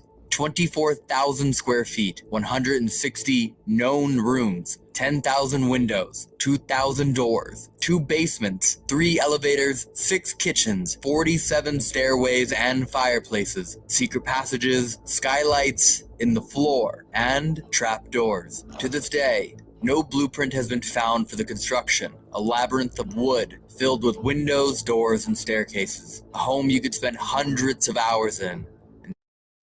By the way, from the story that I read out of the book that I read, there is no blueprint. The blueprint was in Sarah's head, and that's where it stayed. It was never put on paper, ever, which is amazing to me because most architects have to follow a blueprint to build something, right or wrong. Not with this house. She wrote daily what she wanted done to the crew and would tell them what she was envisioning in her mind. They would write down measurements and stuff like that, but none of, based on this book, none of any documentation of any measurements, any of the details that was written down were to be burnt every time, every single day after they were done using it, they were to burn them. How about that shit? I mean, it's mysteriously amazing in some ways, the way it was built. You know what I mean? I've never seen a home be able to be built without a blueprint, folks, to be able to refer to on a regular basis. The crew that she had was some of the best of the best of the best of the best. So, and that was part of their agreements, is they would never talk about what they built for Sarah, why, when, how long they spent on it, what it was, any of that stuff. Everything that was done was kept within this home. It's amazing to me, which is why it's so mysterious to this date, you know. But I love it. Just looking at the hand-worked woodwork in here, it's just like thinking back. I appreciate woodwork, obviously, and looking back at it, imagining the carpenters that were doing this stuff. It's absolutely amazing to me. So. And still not see it all. Yet why this home rests the way it is today is the reason we are here, and the hauntings that are equally a part of the home as much as the floors and walls within it. Some even say the designs inside the home contain puzzles full of encryptions, hidden signs in the ballroom, and theories that Sarah was part of a secret society. After all, it is known that during the entire span of the construction, for 36 years, Sarah would hold nightly seances with good spirits to ward off the vengeful ones. A room in the center of the home with one entrance, yet 3 exits. She would always keep the key with her and always go in alone. Yet even having her own seance room may not be that strange, considering Sarah would sleep in a different room every night, utilizing secret passageways to confuse the spirits that haunt her. A home built like a maze to keep a constant distance between Sarah and the ghosts that haunt her. But what led to this fear, constant construction, and financial means to be able to continually build, all comes back to one thing: her last name, Winchester, as she is the direct heir to the Winchester rifle fortune, a weapon responsible for taking countless lives throughout many battles. Yet as the Winchester family amassed more wealth from their weapons, more ill-fated events seemed to occur to the family. A series of strange deaths occurred within a 20-year span, one of which was her 6-week-old daughter. This led to an increased paranoia of a family curse. The paranoia became fear when her husband inherited the Winchester fortune, and 3 months later, died as well. These tragedies gave her a looming feeling of being haunted, with this darkness gnawing at the opportunity to take hold of her next. Desperate for answers, she sought out a medium for advice. And the answer, she was told her family was cursed because of the rifles they had sold. The ghosts of all whom died from the Winchester rifle were vengeful and would never rest. They would continually seek her out until they could equally lay fate to her. Her final instruction from the medium was to leave Connecticut and move as far west as she could, to buy a home and never stop building. Once she did, the spirits would catch up to her and claim her life as well. In 1886, construction of the home began and never stopped. 7 days a week, day and night, hammer and nail, sunrise after sunrise. Time nor money mattered. Another wall could mean another day of life. Another window could be another week. Staircase, a month. All of this lasted until September 5th, 1922, nearly 100 years ago. She passed away in her sleep. Upon the news of her death, all of the workers abruptly left, leaving half-hammered nails in the wall. They left out of fear for the mansion itself, and they dared not spend another second longer in the home.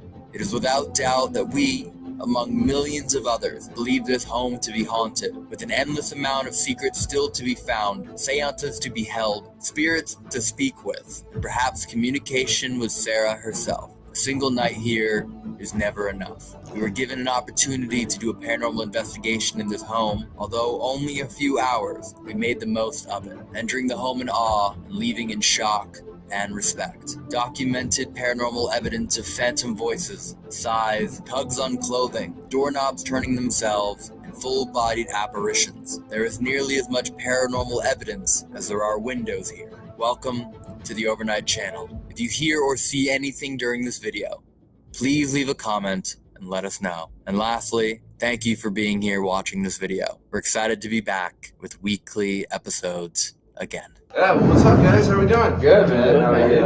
All right. First time here? Yeah, for me, it's for us. All right. I've been here a couple times. Right on. A couple? Yeah. Welcome back. Welcome to the Winchester Mystery House. We'll get started. Check this thing out.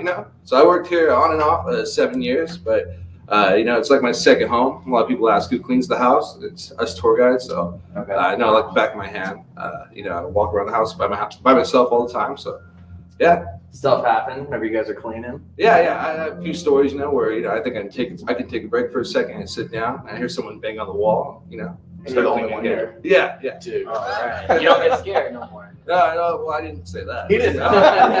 Did it make you clean faster? Or? Yeah. Extra hard too. But you guys want to get started? Let's do it. Let's do it. Come on in. Oh, dude, we're gonna get lost at nighttime. Yeah, 100%. When the lights are out. Yeah. If we split up, we're definitely getting West. When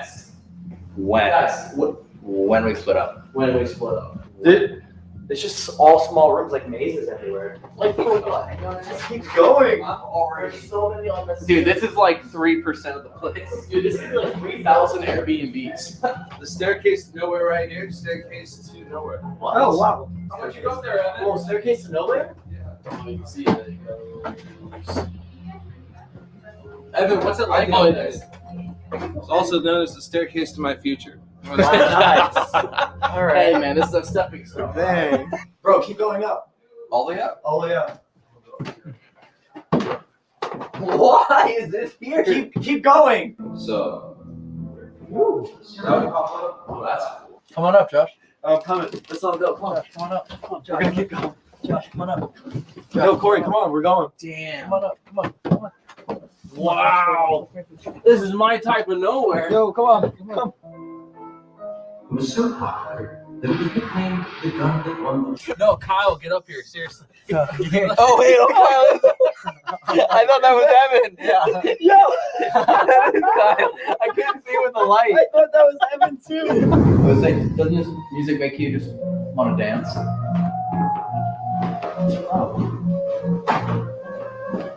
You look like an animatronic. Oh wait, hold on. Oh. Feel it. Winchester.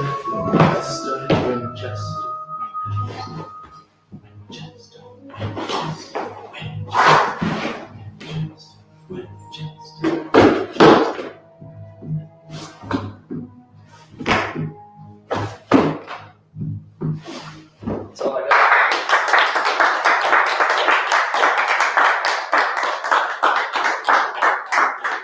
Even the poor guy's clapping. The lights get up with that. Just come out of nowhere. Another thing about this house, it was mainly designed by Sarah Winchester. This might be the only picture of her taken here on the estate. And you can't tell because she's sitting down in the carrots, but she actually stood at a whopping 4 feet 10 inches tall. So, what? Yeah, not very tall. But with that said, she did design this house for herself. And that's why we have the switchback staircase that has 44 steps, 7 complete turns, and will travel over 100 feet in length to get just 9 feet above to the second floor. So follow me and watch your step. Oh, I gotta see this. All right.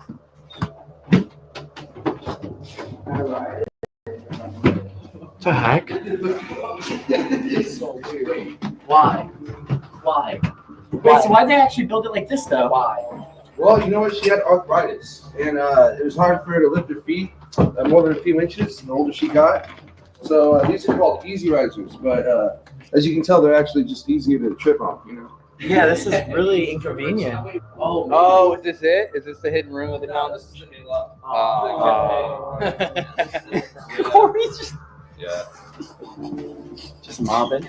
Wow. Dude, for some reason, I feel like our channel would be so much scarier if that was your actual height. If you were just a 4'10" goes up. I don't know what that would be. Imagine me just running with a K2. So from here, we'll head to her bedroom. I think the next stop we should go to, that's the room she actually died in. Right this way. Oh. It might have been that window there, the plastic bag on it. But when we were giving Halloween tours a few years back, one of our tour guides was standing here in the dark, kind of, I think they were just doing security, but they were waiting here, and that window right there, out of nowhere, broke by itself. Just like shattered? Just shattered, right by their ear. Yeah. But is it by like an angry ghost or something? You don't know. So at that time, we think that the tours, or at least the nature of the tours, it was upsetting Sarah because they had someone dressed up like her scaring people around the house. So you have other windows around the house that just broke by themselves out of nowhere after being here over 100 years. Wow. Yeah. That makes sense. Yeah. I mean, dude, imagine dressing up as a fake owner of the house and just scaring people. I'd be pissed. Yep. So this is her bedroom. Wow. That headboard. This is her husband, owner of the Winchester Repeating Arms Company. They were married in 1862, and they had a daughter who died after 6 weeks in 1866. Now, she did eventually die in this room on September 5th, in 1922, of heart failure in her sleep. But that bed is insane. I've never seen anything like that in my life. All the way from the ceiling to the floor, like it is insane to me. I had a sleigh bed, but nothing like this ever. That's amazing. And I'm sure it's made out of solid wood, something we couldn't find anywhere. Well, I mean, you can, but you buy a car for what that headboard and bed is probably worth. It is beautiful, completely. She's buried on the East Coast with her husband and daughter. People feel uncomfortable in this room at times, but all right. Next up from here would be the seance room. If you guys don't mind getting a circle and join hands real quick, please. Yeah, please, let's go. Oh man, last time I also was levitating, so I don't want to do Oh, true. Yeah. Oh no, but it says she come in here and hold her seances. You know, there's an 8-foot drop into the kitchen sink. You know, drop it for a midnight snack if you want, but yeah, she could summon food up in the kitchen. She gets done with this seance and just pours rice out the door. No, it says she'd come in here and lock and close this door behind her. She was the only one allowed in here. She'd ring that bell at midnight and 2 a.m. every night to summon and then release the spirits to and from the seances. Not only that, the weird thing about this room, there's one entrance, but there's 3 exits. The first, of course, is that door we just came through. The second is that door on the right, but wouldn't advise you use that. The drop of doom. Yeah, of course. So we do have the third and final exit, the closest thing to a secret passage right here at the mansion. Pardon me real quick, I'll move past you here. Oh, so you may or may not have noticed the door over here to my right. And when I open it, you'll see there's a latch on one side, not the other. So when you walk through this door and you close it behind you, there is no coming back. So can we prove that? Yeah. Hey, get in there, Elton. Hi, Elton. Wait, that's it? Yep. And then close it? Yep. What's on the other side? Well, it's our next stop. Elton. What's it like in there? Can you hear me? Here, open the door. Elton. No, open the door. Yeah, it's different. Yes, he can't get back in. No, not Elton, open the door. We'll be right back. Aww. What? What? I was gonna walk in the other way. Oh my goodness.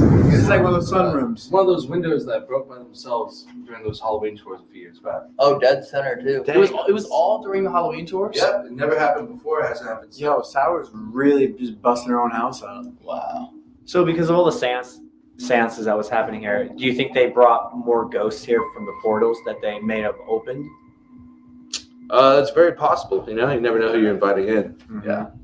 Do you know how many ghosts are estimated to be in the house? 13. No, I'm just No, I was about to say, no way. I've seen that movie. We're getting out of here. There are 13 windows in this room as well. There's 11 there and 2 here. If you want to check out that room where the earthquake happened, that could be our next stop, right down the staircase. Now, this through here. This is called the 7-Elevens because you got 7 steps on this side, and then you go up the next 11 on the other side. So right this way. A very good point, Stitches.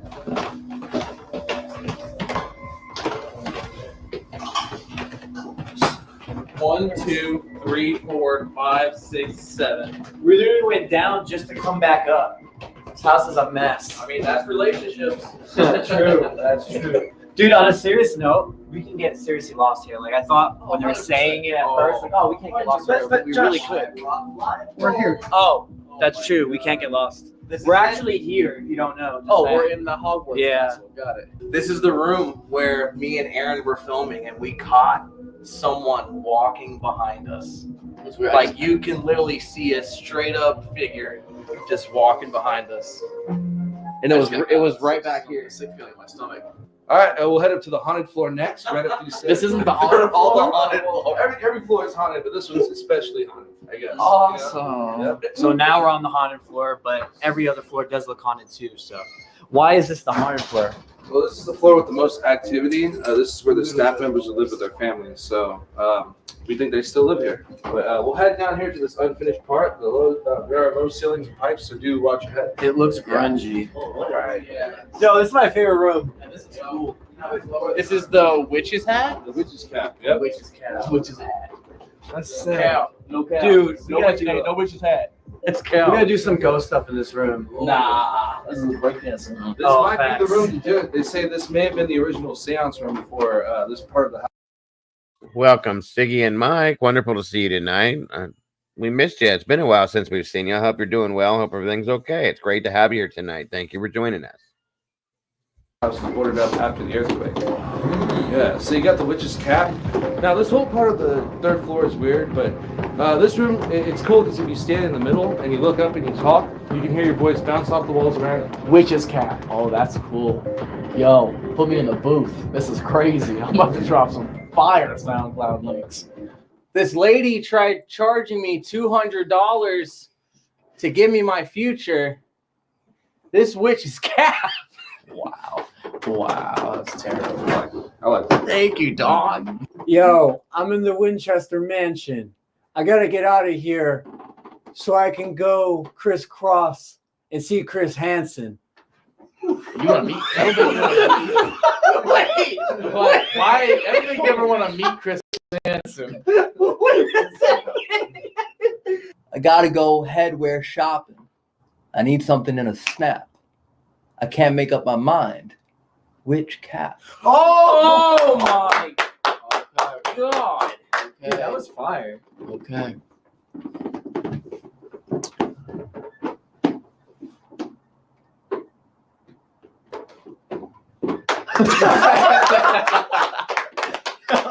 All right, I'm in the witch's cap, giving a tour. This is my last day. I won't be giving no more. Oh! And that's his 2-week notice. Yes. We made him quit. Yeah. Is it really your last tour? Yeah, it is. Really? Yeah, it's my last day. No way. Yeah. Oh, wait, really? Yeah. Actually? Yeah. Wait, what? Yeah. Is it because of us? Yeah. I don't know. I've been thinking a lot lately. About what? Men. Which ones?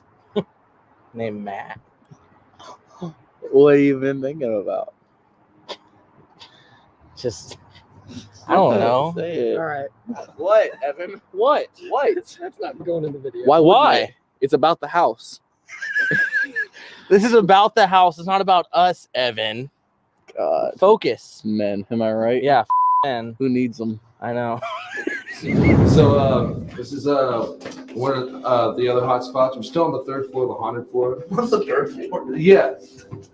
Now, I was giving flashlight tours one time, and I was walking down this narrow hallway, and I came to this room, and when I was walking down the hall, I thought I heard like a little kid following me, so and I would walk ahead of my guests because I make them look for me in the dark, kind of, you know? So I was walking ahead, and I thought a kid was following me, and I turned back, and there was no one there. So when I stopped in this room, in the dark, by the way, pitch black, it just sounded like, not footsteps, but there was like pressure on the ground next to me, and like someone was standing on the floor next to me. But after that, we all stuck together, of course. Creepy. Yeah. So you have the Central Gardens area down there. I had an uncle who used to do security. And the way they used to do it is they would have one staff member from various departments, but one at a time, overnight by themselves. And my uncle, who was doing his rounds, he said at 3 a.m, but he looked up to this 4th floor, and you see these doors here, inside and outside. He said he saw the doors swinging open and closed by themselves, but that was from the wind. But that still meant that he had to come in this house when he was the only one on the entire estate in the middle of the night when all the lights were off, so the house was pitch black, but he had to come up to the 4th floor and close these doors. But when he got up here, the doors were already locked and closed from the inside. So a ghost closed it for him. Yeah. That's what you're saying. Yeah. Huh. Wow. Dude, if I worked security here, I would turn on all the lights anytime anything happens. Whole house lit up. Or just never turn the lights off at all. No. Dude, look at how small this is. This isn't a handrail to hit right now. He said, don't touch this. Don't touch it. This is original, Josh. What are you doing right now? I'm holding it. And how do you hold something? With your spirits. You believe in it? You're a hypocrite. This guy in the picture right here, on the right, with the white overalls and the mustache, he's been seen working for Mrs. Winchester till this very day.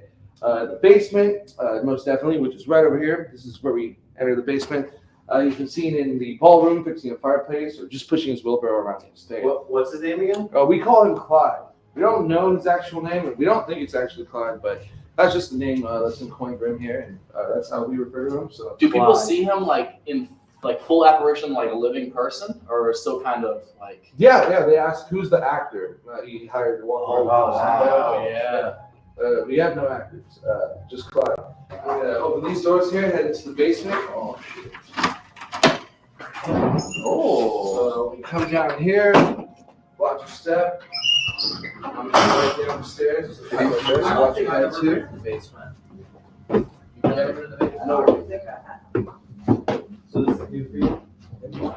It's kind of like a closet. You've tried that. I like how they do that. Oh, instantly. You guys feel how they would cold it keep is? people's fingers and eyeballs in your head. There's a. We didn't go to the back porch area, but we can stop and see the picture of the guy that they see down here in the basement. Oh, there's a guy down here? Yeah. So I can show you over here. What? Thanks, David. Oh, Wait, yeah. dude, I've been down what? here. Yeah, I've been. Oh, yeah. Dude. So right down this alleyway, this is where you see the man in the photo right outside the back Where'd that porch light just steps. go on? Where'd that light just go on? That's where this wheelbarrow ghost is seen. Most commonly, pushing his wheelbarrow up and down this alley. What? Yeah, go ahead. That's pretty creepy back here. And now it's like, oh, well. Dude. Welcome, Paige. Wonderful to see you tonight. So right here, we have the only door to nowhere. Go ahead, open it up. Welcome, Aqua Hearts and Paige. Wonderful to see you both tonight. Wonderful to have you guys here tonight. Thank you so much for joining us. I hope you're having a great night and God bless. Go ahead. Go. Take us to the next room. Watch that step right there, and watch the other step. Oh, yeah. Just open it, and then we'll go in. Confidently walk through that door. Yeah. We'll be behind you. Confidently? Yeah. Confidently. Yeah. Like it's money. Like on you're the like, other side. how about this? room, How about this? sister? One of you blindfolds me. Okay. He opens the door, and I'll just catwalk with confidence. That seems safest. Yeah. Okay. Here. All right, Put your ready? hands over. All right. Ready? You can't see anything. Sure. Remember, you own this room, sister. This is your room, Elton. This ain't no one else's room but yours, sister. Yeah, and don't even pay attention to why my hands smell. And don't think about it. All right, walk forward. Come on. Walk forward. There we go. Walk forward. Confident. Look at the confidence. Walk. Chest up. Walk. There it is. Yeah, chest up. Walk forward. Walk forward. There we go. Walk forward. You're still good. Walk forward. Walk forward. You're not even to the door yet. Walk forward. A little bit to your right. And open your eyes to your new bedroom. Oh wow. Yeah. Okay, and then jump. Jump. Do a double jump. I'd flip that. I'd front flip it. Would you? Yeah, that'd be fun. Into the bushes. Yeah. into the sidewalk. Yeah. Yes, that's a great. This is a great parkour training spot. All right. Okay. Should we hunt some ghosts? Let's hunt some ghosts, dude. We have a bunch of new tools. We have a lot of familiar ones, but we have some unique ones. We've replaced our dowsing rods that have been broken. These are now copper and they're welded, so they're not going to break. We have, remember what Patty had us do one time? Where we. Thank you so much, Leslie and Billy, for the super sticker. God bless. I appreciate you guys so very much. That's amazing of you. Thank you again. We kind of drew by using her device. No. So we have our own now. No. How's that work? You know, like a Ouija board, you put your hands on it. Mm-hmm. It's the same concept. You put the pencil through here, and you just, whatever it draws, it draws. And then you see if it makes anything out, and you're done. Interesting. And then that's what the notebook's for as well. Oh, so everything, whenever we do it, we'll just draw it in the notebook. Sick. And then we have this. Yes. What is this, Elton? Scale. And when you tip the scale, or when something tips the scale, it lights it up. Oh, that's cool. That's sick. Thomas Edison stuff right there. Based on something built in the 1800s. By Thomas Edison. So looks like a mini generator. Super simple. All you can do is tilt the scale. Dude, I heard that's how Escobar used to weigh his products. Mm. Like his grass and stuff. Yeah, his grass. And the last thing that we have that's new for tonight is something else based on the 1800s. This is the first, before there were Ouija boards, there were spirit communicators. So it's the same thing, but it's just linear. So you put it down, fingers on it, and it just scales up and down. I don't know. This looks like product placement. So it's pretty much. Oh, I had it made. Interesting. Oh, it does say overnight. It does say overnight, but this is the first Ouija board. This came far before them, and because you can see there's no numbers on it, there's no yes or no. So this was before the modern day Ouija board, and there's no circling 3 times to open it or close it. It's just open. It's a What do you think? Should we all start together? Sandstrom? Yeah. Okay. Everyone want to grab like 2 things? Yeah. Okay, cool. Did I grab one of the new devices? Yes. Yo, I call one of the new devices. Okay. Oh, I forgot about this. I didn't talk about. Creepy. I knew. It's so Wait. I didn't mention this. It's a REM pod. It's a REM bear. A REM bear. It's a REM bear. Oh, that's creepy. So if you ever go to like Trans-Allegheny where there's Lily, that's true, bro. That is perfect. If we ever go to some place where I think there's like a child spirit, where did you get this? Build-A-Pod? Build-A-Pod. Build-A-Bear, yeah. Welcome, girls. Thank you so much for joining us. Much appreciated. Thank you so much for the $2 super chat, I believe. Sapphire Moon, good evening and welcome. Wonderful to have you here. Thank you so much for joining us tonight. I think I had everybody. I did. Yes. Okay. Welcome, everyone. Wonderful to have you here tonight. Thank you again so much for joining us. All right. I call this bad boy. Bring a REM pod, bro. I call this bad boy. Oh, that's cool. Oh, Yo, if we make that light up, I'm gonna be actually scared. that's That thing. you gotta tip the scale. That's Ooh, legit. All right, and I'll bring this. Yeah, that has to be done. Dowsing rods or REM pod? Dowsing rods. What'd you get? What were your 2? Oh wait. Done. I decided for you. You know what? Flashlight. I like the flashlight. And there is the K2 over there too. Sorry. Oh, there's an SLS. We can also use them all later. Let's just bring 2 for now. Let me get a cap. Yeah, that SLS I really want to use. With a flashlight. Okay. So I'm leading the way. Yeah. That's so cool. I underestimated this. I don't know why we're waiting. Should we wait? Should we wait to turn anything on, or should I start on right now? I kind of want to turn the audio on right now. You could. Dude, I already have chills. I don't like the dark. It's cold. This is creepy. I'll give you some light. It'll screen the audios. Oh, okay, thank you. Yeah, there you go. Thank you so much. Zinc? Think. Isn't the kitchen right here? Okay. Okay, Cal, hold on. Yeah, the sink's right behind you. It's For the living room. Wait, what do you mean? What? Wait, we have to go back. No, why? it's up, right? Up. It's up. Yeah. Okay, go up this stair then. I think I was supposed to turn left, but I turned right because it was dark. Yeah. Oh my god. Wow. Wait, which way now? I believe through here. Substitute?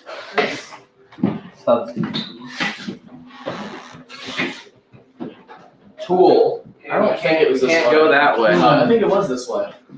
Because we have to go up. Was it on the 3rd floor? No, it was the 2nd floor, wasn't it? It's going to be on the right past these little steps. Wait, why does it smell like smoke? Yeah, it really does. Somebody smells like a fire. For real, it does smell like smoke. It's a sign and a blaze. It said sign and blaze. To the right, either Yo. here or the next the slips open. To the right? Yeah. Oculus is working. Dude, it smells like major smoke in here. It actually smells like a fire. All right. Man, it's freezing in here. We turn the blazes off? I think we gotta say thank you. I think it's out. Thank you. Say thanks. You said thank, like thank, not like thanks. Dude, this is getting creepy. I know. Thank you for leaving us in here. It's got chills. So I think the REM pod should just be placed next to a door. I mean, I want to put it next to a door. Hang on, let's see. So I want to put it on this step at least. they said, at least this is a theory that I heard. I don't know how true it is, but they said that she would do the dowsing rods in here at midnight. Oh, we didn't bring them? Are you kidding me? You want to go down and get them? Nope. I can give you a GoPro. It didn't sound all that I exciting. can give you a GoPro. Hey, look, There's no way Isn't I'll this find a way crazy? down there. It's even on a selfie stick. There's As if no it's- way I'll As find if it's meant for you to.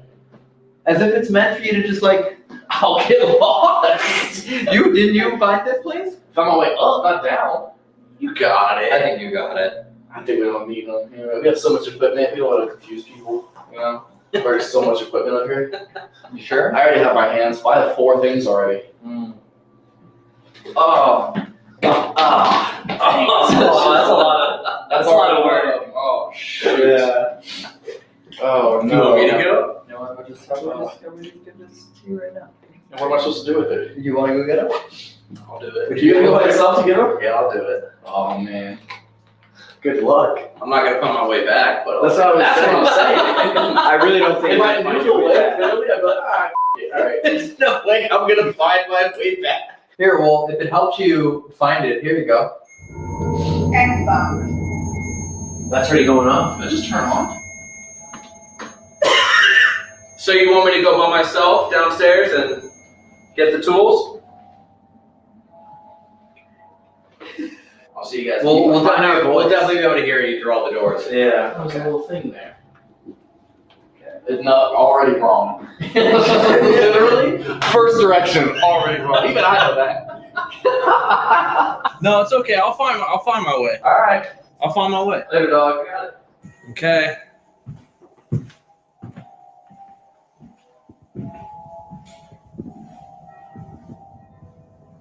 By myself now. I'm the one who edited that video. Like, I don't know what you just did. Wait, that's touch. The multiple beats is touch.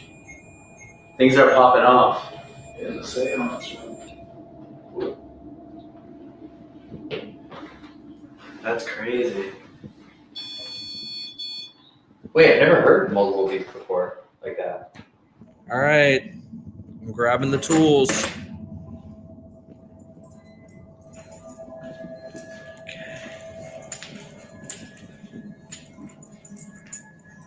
What do you guys want to try first? We can do it not Xbox. introductions. Yo. Is that because it's shaking or something? No, that has no motion sensor or vibration sensor or anything like that. Unless it's picking up the temperature as it's getting colder. I'm gonna make my way back. Slave and Moors. I don't know what that means. What do you mean? What are you trying to say? Yeah, that's pretty. If it goes off solid, you have to like hold it. Is that the measuring one? Even yeah, like you literally. Man, that's even different louder than the other one. Yeah, what are these different beats? It takes a lot of force. Like, there's no breeze in here. I mean, It's cold, it is but it's cold, not. though. There's not like a breeze. You know what I mean? Yeah. All right. Walking back up.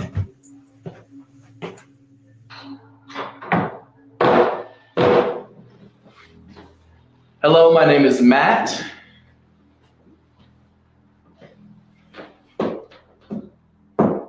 Hello, my name is Elton. My name is Josh. This is the most recent seance room, right? But they believe the witch's cap was the original. Quite possibly, yes. So they actually maybe don't know, but they know that this was one of them. Yes, this was. do know yeah, this was. Yes, this is the one she used to come to every night. You can try. Imagine this being part of your routine every night. Let me talk to spirits for 2 hours. Twice a night, right? Midnight and 2 in the morning. Oh, I thought it was from midnight. Oh, we got it. 4 2 hours every single night. Every night. That was a wait, Corey. How did I get to you? You didn't make it down yet, did you? I did. You did? Oh my god! I did. You were by the door. Ooh, what's the multiple? Did you get them? I got them. Good. Good stuff, dog. Thank you. Someone just walked past that window. That's not possible. See straight. Whoa, look, check it. And that's going off. Yeah, right there. Someone just walked past it 100%. Brave wish. Wish. It says brave wish. What? Brave wish children again. Somebody just walked past that though. Well, we were gonna do the spirit box for a second. You got the 1,000 rounds? You wanna do spirit box first? Let's do spirit box. Okay, let's do spirit box for a second. Welcome, Miss Kimber. How are you this evening? Oh, I'm all right. Boo y'all. I'm all How right. have you been? I've been okay. It's been a rough week. I'm sorry to hear that. I heard about your friend. My apologies and condolences for sure. Yeah, we're okay other than that. Well, that's good. How's Mr. Don doing? He's doing good, doing good. How's my mom and my Dago doing? I'm okay. Doing well. I'm alright. You're right. Hanging in there. Hanging in there like a hair in a biscuit. All Like a you can hair in a do. biscuit. All you can do. Kel, I checked, hon, and no, she's not blocked by any means. I don't know why. YouTube's So got some crazy stuff going on. I'm still stuck on Top Chat, and I already messaged them and sent them a screenshot, and I've been DMing them for like 3 days, and they said they're gonna fix it. That they're aware there's a glitch, but I need them to get their asses together. there's been a lot of glitches going on with all sorts of things out here past week or so. It's been nuts. So yeah, absolutely, Kel. Yeah, I don't. Low would never be blocked anyway. I don't understand that. So something ain't right. I'm doing Oh, all, okay. Thank you, oh, Sapphire. I I'm don't know. doing all right. Well, I just miss my friends. We missed you too. It's been a minute. I'm glad Well, you're I miss back. Walt asked me how I was doing. I was just telling him I miss my friend. I miss my Gracie cat. But other than that, I'm doing okay. Yes, absolutely. Absolutely. Again, my condolences, dear. I know that's Thank hard to you. do. She just got sick and didn't get any. She wasn't getting any better, so it wasn't a lot we could do for her. That's what happens, sadly. It's what I went through with Mr. Oscar. It's a sad thing. So, We still got the 3 crazy dogs. So oh, that's a good. I was just talking about your one dog today. We were watching one of our funny videos for the morning show, and there was a pit bull, like you call him, a pibble. sleeping with his tongue hanging out. I said, "It looks just like Kimber's dog." So, very Thank cute. you, Walt. Yeah, she got sick, Walt, and we don't know. We took her to my brother. He kept her overnight, hydrated her, gave her antibiotics. Then we took her on a Saturday. He hydrated her again. No, she came home on a Friday. She did better Saturday. She got worse Sunday. He hydrated her.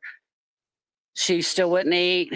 Got worse again on Monday, and then we took her Monday night and had her put down. Does she go outside? Did she go outside? Mm-mm. Her feet never touched grass. Okay, because that sounds almost like antifreeze intake. Nope. Too. Okay. Nope. She never went outside, and Don was always careful where he put his clothes, and he never put his shoes in the closet. Right. Okay. Well, that's at least that's one thing to. So, how old was?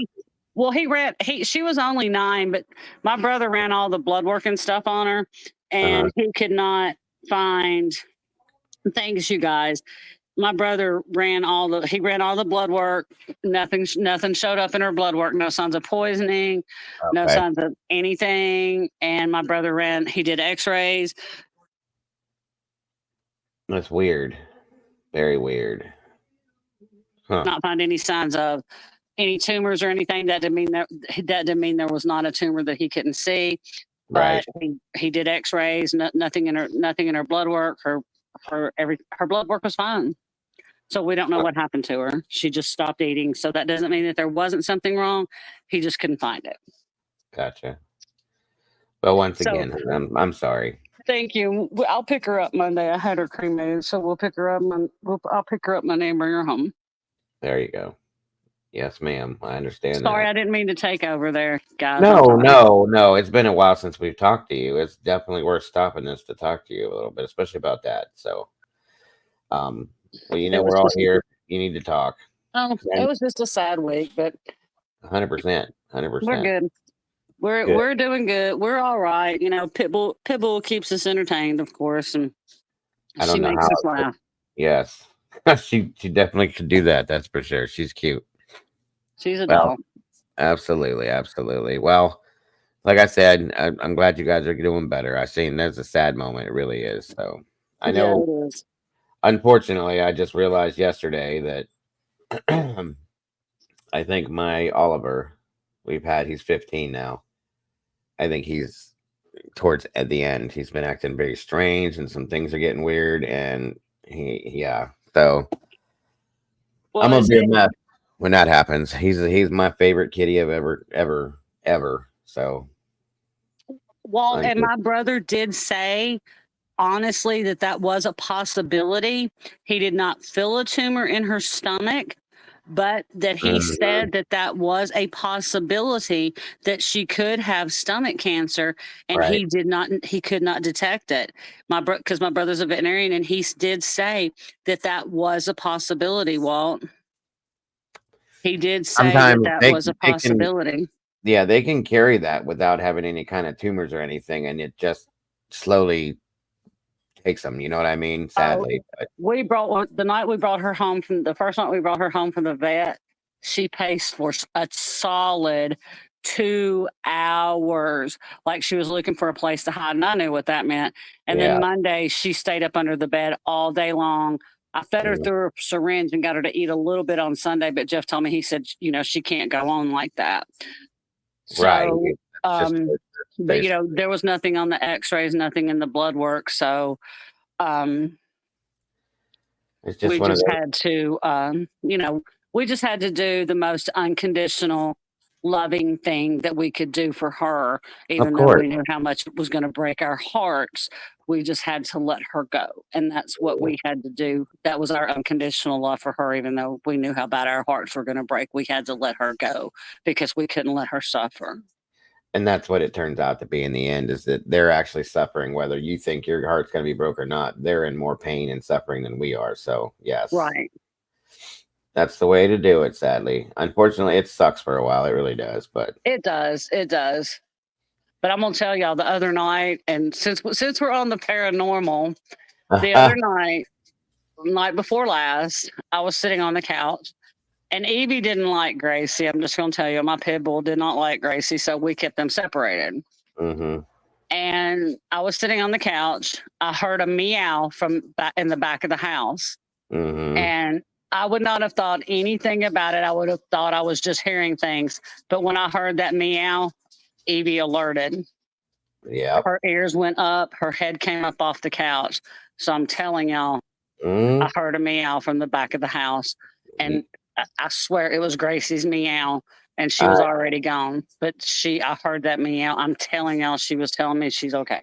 You are not the only person to ever say that. I promise you, I've heard many people come back at me with stories like that, even about dogs. So, and my husband was like, well, I thought I heard it too. I'm like, no, I didn't think I heard it. I said, I would have thought I heard it had Evie not alerted. But when Evie alerted, when she did this, when her head came up and her ears went up at the same time, I'm like, yeah, I heard that too, Evie. So, yeah. uh-huh. Well, I mean, animals imprint on people and your home as part of your life. You know what I mean? So Right. it's just it's a natural thing. It absolutely is. So. And the other day yesterday I was sitting at work, and there's cat hair. Of course, I've got to vacuum the bonus room, but I'm not ready to get rid of the cat hair yet. I'm sorry, y'all, but that sounds crazy, but I'm not. No, I don't. No, I don't. I get it. A little piece of cat hair floated up on my shoulder. See, that's great. See, yeah. And I'm like, okay. There's ways. There's ways, even for animals, to let people know they're okay. Yeah. That's awesome. That's awesome. See that, and that helps you get through some of this stuff sometimes. You know what I mean? It really does, because I was a mess I'm still every once in a while a mess. And of course, Pitbull's sleeping with Dawn now. So he's like, good Lord, she gets out of the bed and she gets back in the bed. And he goes, he said, when she gets back in the bed, she just plops down and shakes the whole bed. And I'm like, well, she's 60 pounds versus Gracie was like 20, maybe 25 pounds. Right. Gracie was probably 25 pounds. Easy. It happens. It definitely happens. Well, like at least you have Pitbull to kind of keep you guys company now. Well, and we got Pitbull, we got Hunter, the little Pomchi, and we got Ella, the little Chihuahua. So they all keep us company. That's good. Ella's getting old. I told her, I said, don't you go nowhere for a while. We can't do it. No, no, that's too soon. Definitely too soon. Well, like I said, I'm glad you guys are doing all right, and you definitely have my condolences, both of you. So, how'd that go? So, Mom, hey, brother, how you doing tonight, bro?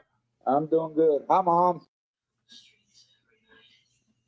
Can you Hey, hear love, Mom? how are you? There she is. Okay, hanging in there. You sound good. That's good. I'm feeling better. That's good. I'm very happy to hear that. I just hope it keeps going that way. Yes, sir. Yes, He's been, sir. he's been taking that NAC too. He's on his way to bed. He worked hard today. Hey, if he's able to work hard, that's a big improvement right there. So, Oh yeah. and that NAC is definitely working then, huh? Yeah, and the antibiotics are starting to work too. So everything's starting to kind of come together now. That's Because they awesome. told him to take a couple of they told him it would take a couple of months for the antibiotics to actually kick in and really start working.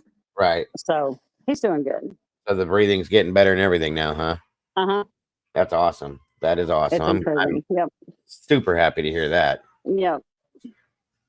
Awesome. Everything works out. That's amazing. Good for you guys. That makes me smile. Good stuff. Well, it's great to have you in here tonight. We've missed you for sure. I know you guys were going through something though, and I saw that. So, I just give you your space and your time, and you come back around when you was ready to. That's how that works. So, I appreciate you being here tonight, though. I really do, hon. Oh, I thought I'd jump up here. I saw Mom up here, and I was like, well, I'm just going to go in there and jump up. I'm still fall cleaning. It takes forever. So, Absolutely.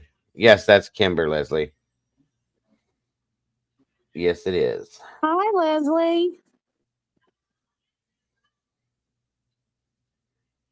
Have you heard this story before, Kimber, about the Winchester house? No, I have not. This is about Sarah Win, the house that had like over 600 different rooms, and she started building it and never stopped until she died. It had all these weird different rooms and staircases and stuff that led to nowhere. Wait. Yes, I have. And doesn't like the house does this house change? They say it does. It was like based on the story that Stephen King put out, that Rose Red, that TV series. Yes, Rose Red. I've heard about Rose Red. So, and doesn't they say the house changes every so often? Well, that's what the story was in the past. That like you could go into one room and it looked completely different from it did before, and then it would turn. Yeah, same house, same story. Okay. Yeah, I've heard about it then. Okay, yeah, let me retract my statement before. I did not lie. I have heard about this story. It's okay. But yeah, that's the one we're covering tonight. So that's a pretty good story so far. I'm good, Leslie. How are you, honey?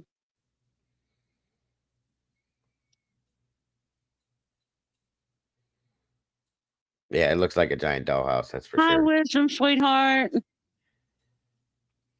Hi, Cassie.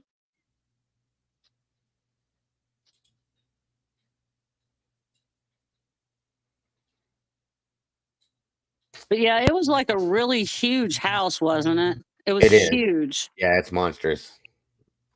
Absolutely monstrous. Biggest house I've ever seen. What are you doing? Get out of there.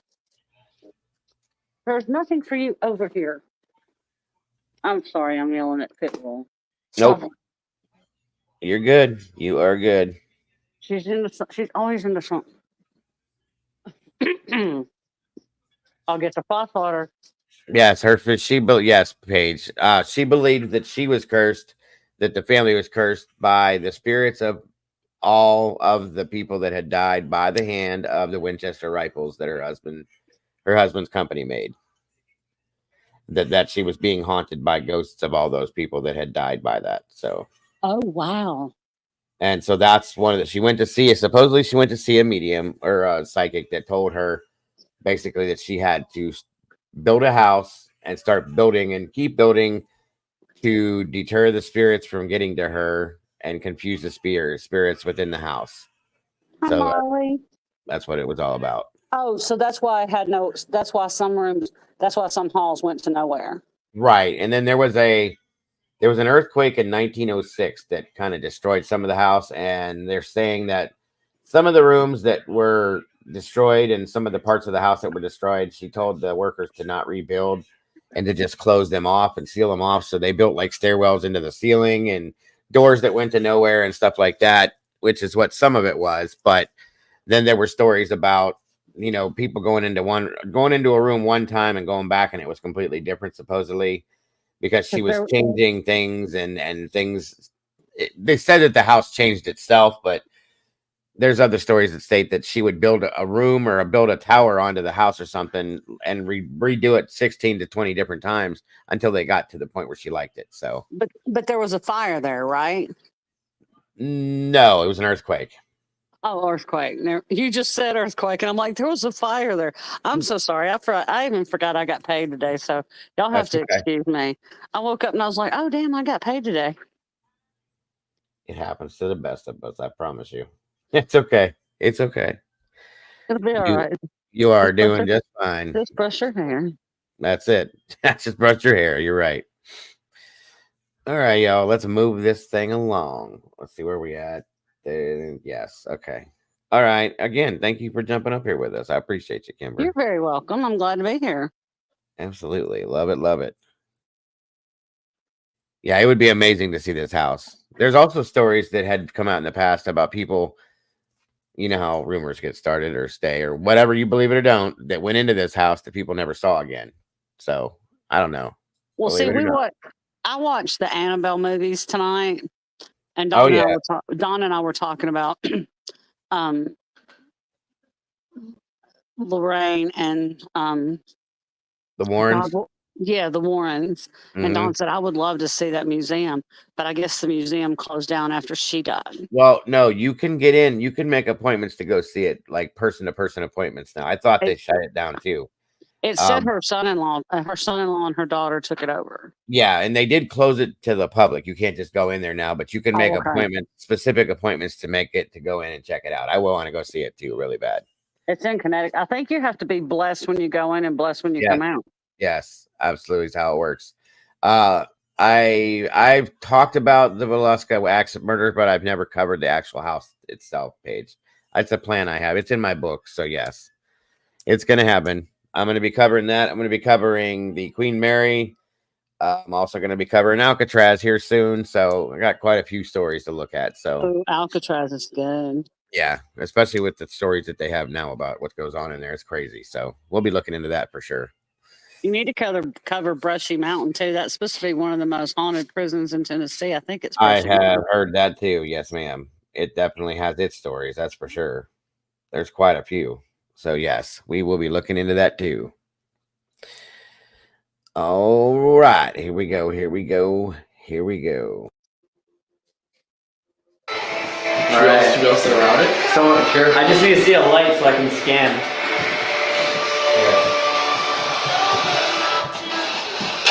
Oh, nice. Oh, that sounded like a bell. Yeah, it really did. All right. What is it? No. Can you say the name Corey?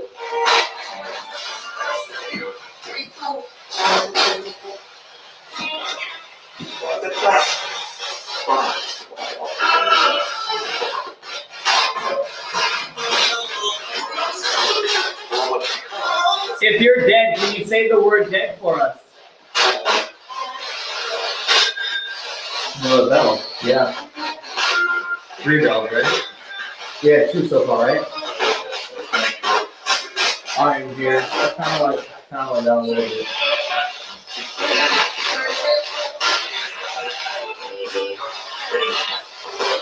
We're in the seance room trying to talk to you. Where? Where? Where is it? You remember us? I think I heard that. Did you say Elton? Elton. I thought I heard that. I definitely heard his name.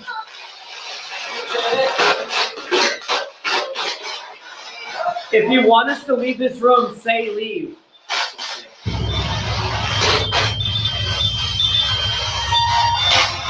As guys, so leave.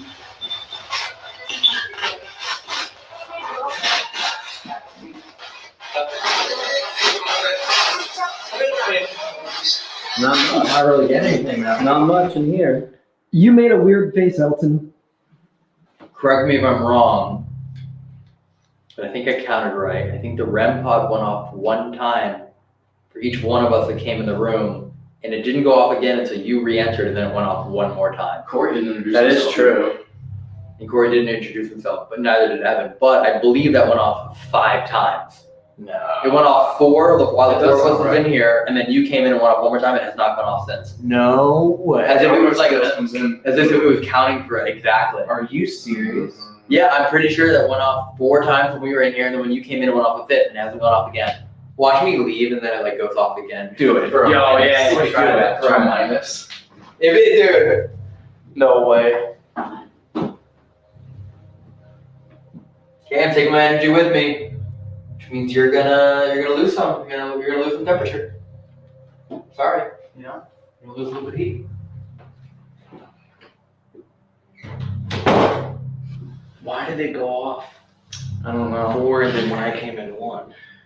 It is on. No way! No way! Yo, you can't make that one up. What? That is insane. Thank you. Should we try? Which is that? Witch's cap? Yeah. Okay. Try witch's cap. Dude, let's go. Bring everything? Yeah. Yeah. If not, we'll never remember where all this stuff is. That's true. And through 2 of them. This way at least. Is it? I think so. Yeah, because it's up those stairs, right?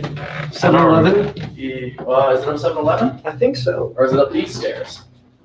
Oh, Matt, I think you're right. These stairs. Yeah. Oh my god.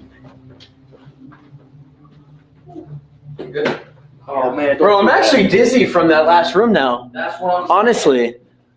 It gave me mad vertigo. Yeah, like, no, for real. So, yeah, this is pretty insane right now. We're in the Winchester Mansion. We got all our ghost gear, and things are actually starting to pop off, especially with the Oculus. So, let's see how this one goes.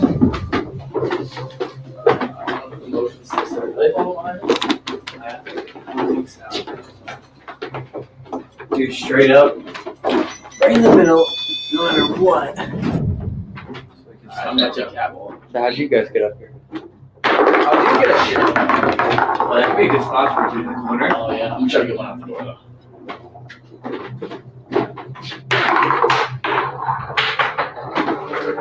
In the other corner. Cool. The cat ball just rolled. Oh shit. Bro, I just watched it roll. Oh, and now that's going off. Bro, Evan, whatever you're doing right now. dude, the cat ball rolled. It did, didn't it? It's not, I don't know. Do it again. There, Cabell again.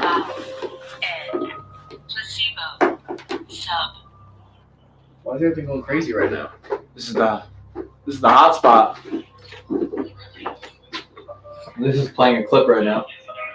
What is happening? Somehow this just started playing a video clip. The cat ball's still going off. Dude, if the cat ball out there goes off, That's how we know. dude, but it's still going off It's right still now. going off. Dude, it's still going off. There we go. Oh, they turned off and then right back on. What the hell? I don't think I've. No, it's not you, Eldon. I won't move again then. I don't think I've ever seen a cat ball go off. Oh, yeah. No, it's It's just repeating turning back itself. on. It just keeps going. It's draining the energy from it. Guaranteed. Out. Now that and there's turns on no right when that there's no ended. temperature change in here. It's like That was the really exact warm. same time though. They swapped. Maybe it wants to talk to us through that, but it was getting the energy from the cat ball. Can you light one of the devices up again if you want to speak to us? I have a flashlight, but Middle? It said gateway, middle, burning, abort. That was the combination of words. That sounds kind of dark. The gateway's in the middle. we can't see you. But if you touch one of our toys and Welcome, put on the cowboy. ground, they'll light up. What was that? What the was You didn't that? hear that crack, Evan? That was a full-on footstep or like a clap. Like a hand it was clap. like a. Put it on the ground, they'll light up. What was that? We're here. We want to talk to you.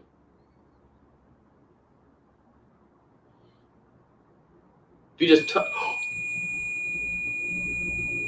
You didn't even get to finish. Good job. Thank you.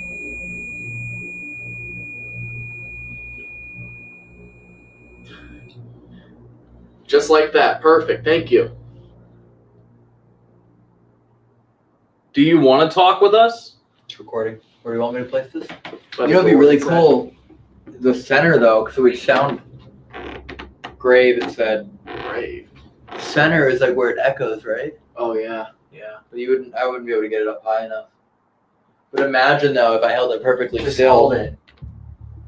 I'll hold it because it would echo. So let's if it says all ask the anything, question and wait 10 seconds each. And then- okay, I'll just hold it still then. Did anybody die in this house?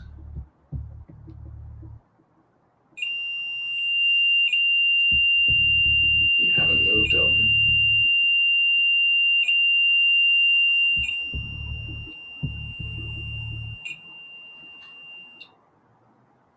Are we speaking to Sarah?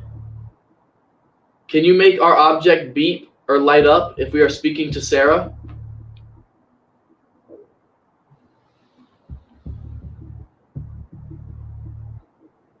Let's play that back. Dude, I hope they answered our questions. I'm seeing a lot of shadows outside the door. I keep checking the same thing. I can't tell if my eyes playing tricks on me. I know. I think it might be more fun if we don't listen to it back. We just find out in the video. Oh, dude, I want to hear it though, bro.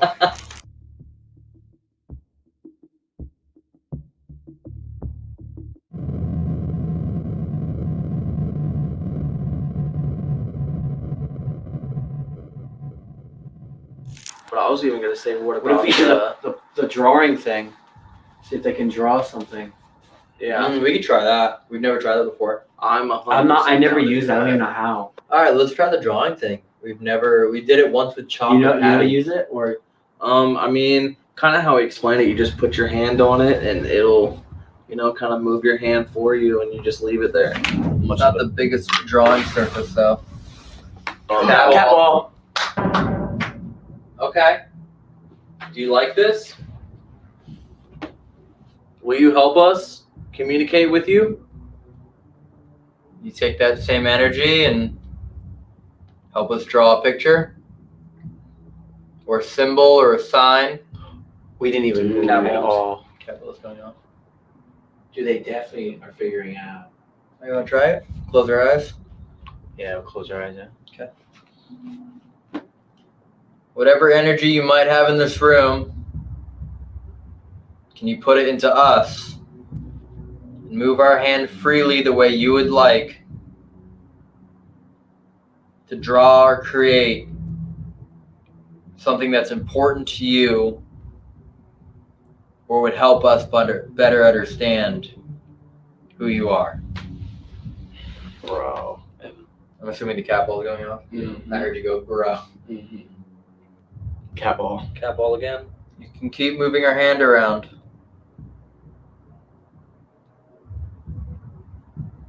I'm a terrible artist as well, so don't feel bad. Mm-hmm.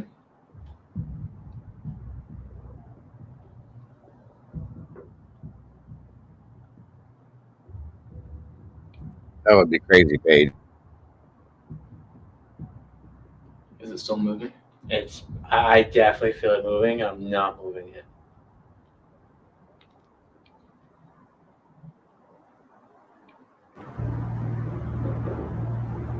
I don't feel it moving anymore. Me either. What? You heard that knock, knock, knock? Yeah. So like after that last pull, it died. I took my hand off. I'm gonna shine a flashlight on it. Kind of almost looks like this. Like Wait. like What's a it finger pointing that way. It could be pointing It somewhere. literally looks like this. Like Yeah. a hand point. Look at it. Can you see it? Look. Yeah. Like 1, 2, 3. Look, 1, 2, 3, and then the pointer finger. Yeah. What's that way? Oh, do we have any? I don't. The rest of the house? I don't know. That's good. 47 no, the rest other of the house rooms. is also that way. I mean, yeah. Because we're almost in the dead center of the house, aren't we? Yeah. Are we in the middle portion of the house? Yeah, pretty much. So we briefly talked about this earlier, about if we're going to split up, we should make it difficult for each other and just write like 30 random Thank you, directions you Cal. have to follow before you can start your investigation. Yes. So should we write, well, who's going with who? I think me and Josh were gonna go together. We said. Okay. Yeah. So Matt, should we write their directions? Absolutely. Right. I'm going to write random directions. Here we go. 30 random directions. Right, that's what we're doing? 30. 30? Yep. 30. How about 13? 13 random directions, Elton. 13? Yeah. You know, it fits the house, the theme. Fine. It's definitely a good theme. And Elton's going in right now with his writing. This is like He's like one of those math kids in Yeah. the movie. Yeah. He's solving an aquatic equation. You guys want to write yours on the right side of the page? Yeah. Okay. Yeah, we will. Yeah. Hey, you want to write it? Josh, pick up that pencil with your right hand. And write down this. You ready? Yep. Left, left, straight, left, right, down, down, left. Are you giving a PlayStation left, cheat code? Left, left, right, up. There we go. Yeah, we got it. Was that 13? I don't know. All right, so 1, 2, 3, 4, 5, 6, 7, 8, 9, 10, 11, 12. So I missed the last because you said right twice and then up. So one more right. That was kind of weird that was 13. Yeah. That's kind of weird. I wonder where that's gonna bring him. Those are yours? That's ours. These are ours? Wait. Where are we gonna start this at? Right here, out the door. Yep, the door. What are they? What are they? Whoa, that's That's motion. That's The legit. green light is Someone's motion. touching it. You might want to turn the camera on. Yeah, rolling. Why does that always happen? Every time Evan turns his camera off. And guess what? The GoPro was on. Hey! Oh, so we caught it. It did catch it. That's touching it as the green? Yeah. Color light means touch. Watch. Here. To show. See? Wow. Yeah, so now we got some. Can you touch it one more time? We're about to leave this room. Ooh, audio's on. If you're gonna come with us, touch it one more time. It's okay. Wow. Interesting. That was weird. Anybody else feel a breeze right now? I felt a breeze. Yeah, I got a chill right before it went on. Okay. Oh! Wow. Whoa! 3 lights. They went green to amber. Yeah, and then as we're all getting ready to leave. All right. Will you touch any of our toys if you want us to leave? Do you want us out of here? Wow. And that's actually touching. Yeah. Yeah, that's serious. Want us out of here? I don't know if we have that in a video. With it going green? It's temperature changed a ton of times. I don't know if we've had that one go off for motion before. You have to touch it as hard as you can. Do you have enough energy? Let's try. More. Give us more. More, please. As hard as you can.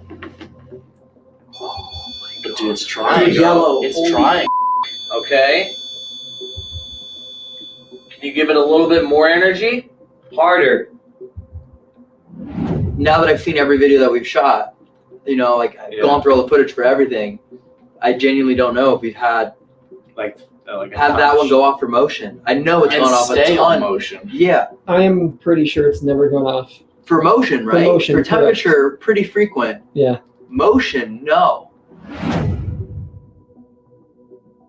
Let's make the first left that we can make once we go out. All right. Okay. Let's try it. Okay. All right, well, good luck. Read the directions on them? Yep. So we Have can't fun. go left yet. Yep. You So guys make have the a good time. first left that we can make.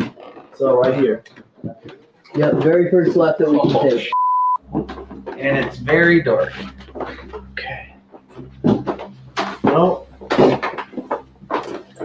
So we did we go right yet? Yeah, so I'm gonna count this as the right. Whoa, look at the chairs though. Man, this is so creepy. This is the creepiest room so far.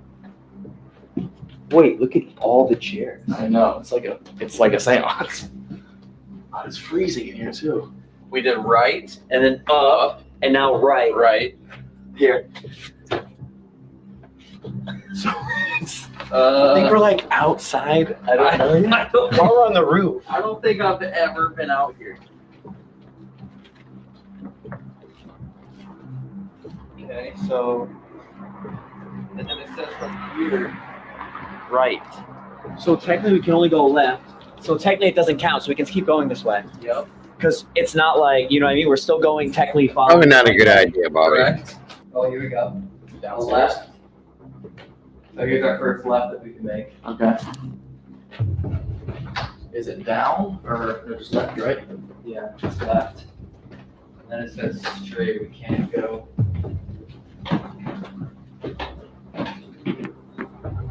Dude, did we go in this room at all yet? No. So now it's gonna, technically, we have to keep following it until we can take our next right. So is that means we're going upstairs now? Wait, shine the light on here? Oh, yeah. Yeah, because we did up, right, right. So we have to go another right. So technically, we have to just keep Absolutely. going. This is our Thank you still for joining us. straight, technically, right? So we're following the maze path. And then I want to make our first down, which would be Stozy. Is there another down? Oh, yeah, right here. Okay. Now, as Okay. if we're going right, left, but we're still. Okay, so this is now right. Okay. And then our left would be here. Okay, now look, we made a left. All right, now where does it say? Now it's saying down. Yo, you. I don't know about that. So we have to take the next down. Is there stairway yeah, down? we should go this way instead. All right. Hello. What the? Why? Just curious. Why? Bro, look how long the hallway is. Maybe. And then right? Wherever down will be, we need to find another down. Oh, no and way. the next right we can make. Bro, is it about to take us out of? No way. No way. Is that the last direction? The last one is up. And then it says right again. So this way. Oh my God! The basement! You can't make. There's no what. Clyde, baby. Yo, Clyde, we're coming, dog. Yo! Wow. Corey instinctively gave us 13 directions that led us to the door we came in. That's technically. Thanks for joining tonight, hon. Appreciate it very much. Here then? I think we should start here. Like right in this little crack. Dude, the directions really seriously brought us here. Like, Awesome. no joke. Okay, wait, but it says once you go up, It says to left. the left. So it just Maybe put our tools put our up tools here? here. Yeah. Okay. I mean, Should we try in here? I'm down. I'm gonna set up music box up. yeah, that's great. It led us to like all of our tools. K2's right here. We followed the directions and it took us to right here, which is In the basement. pretty crazy odds. We have some tools with us. We also have a new tool to my right. If you're down here and you would like to talk with us, could you make one of our tools go off? Either touch it or try to put your energy into it.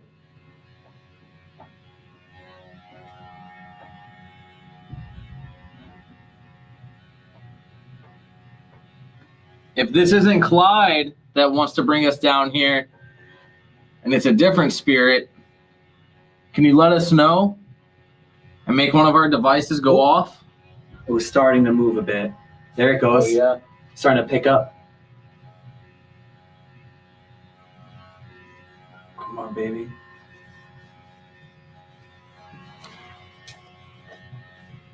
Are we in the right spot?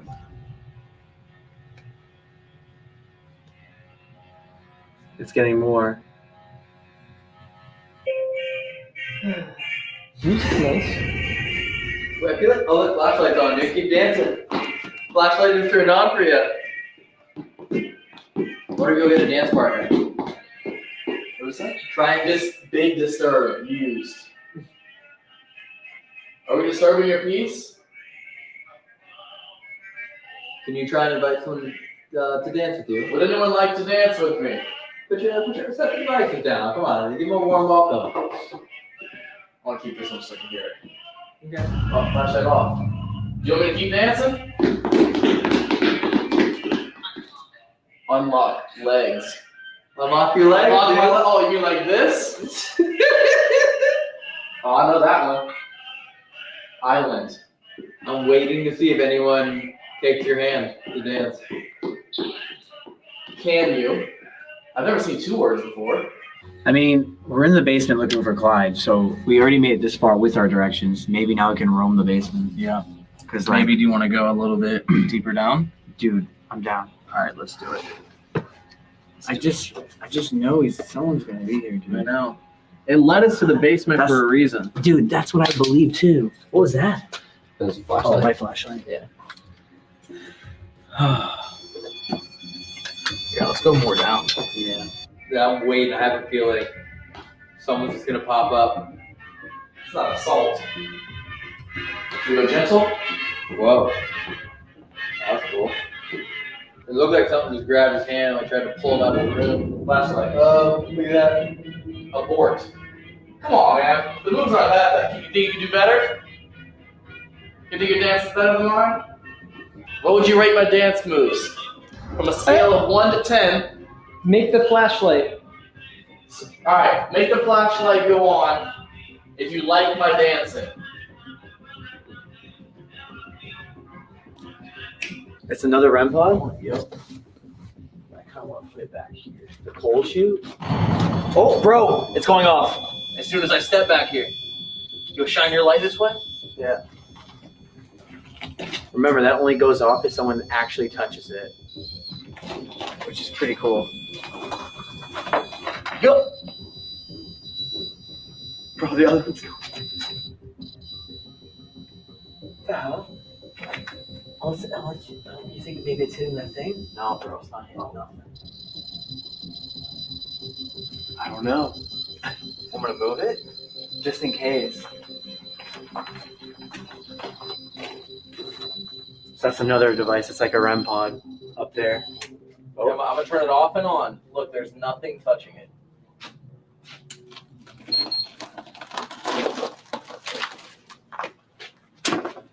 Ew, what's in this? Bro, it went blue. What?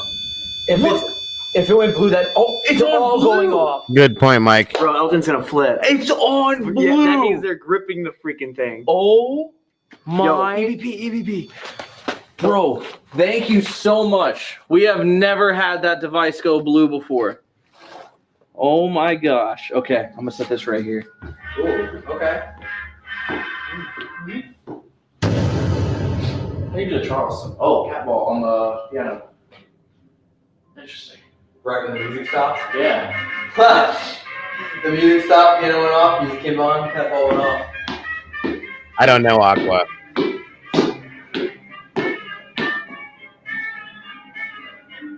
There's no way the floor is making that glow if it's not making that one glow off. No. Oh, and the flashlight. You like this song? All right, Clyde, if that's you making our devices go off, touch one of them one more time. Because there's a chance it's not Clyde. True. There's a chance it's something else. All right, how about we do this? Clyde?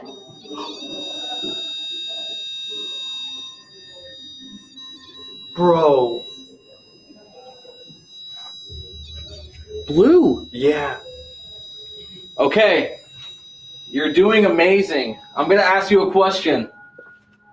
Can you do that to this device right here? All you have to do is push down on one of these sides, and it'll make our flashlight go off, okay? Let's turn the flashlight off. Just like you touched that device, come over to the wheelbarrow and try to push down on this one. If you can make our flashlight turn on, we will 100% know that we are talking to you. And we've never had this flashlight turn on yet. This is our first time ever using it.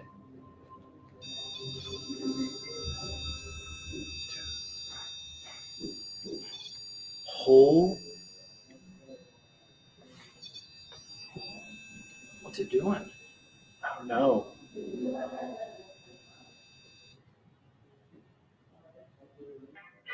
you want this to feel like a ballroom again? feel lively with joy.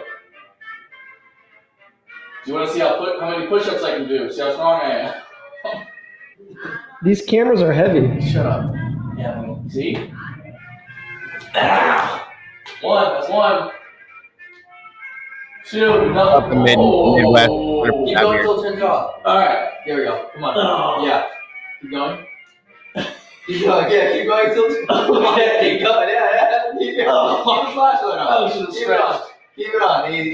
Please make sure you hit the like button when you guys are coming in. If you would, please, I'd really appreciate it. Keep it on, yeah, good job. Good job, no, that's great. Oh, let's go. I had 20 more in me, easily. You're a new personal trainer.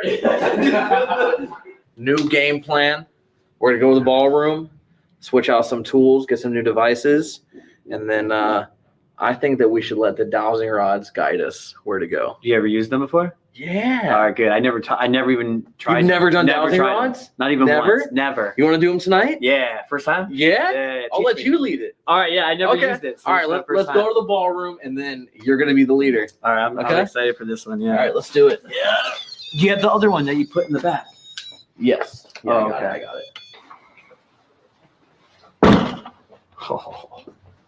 Oh, yeah, this is it.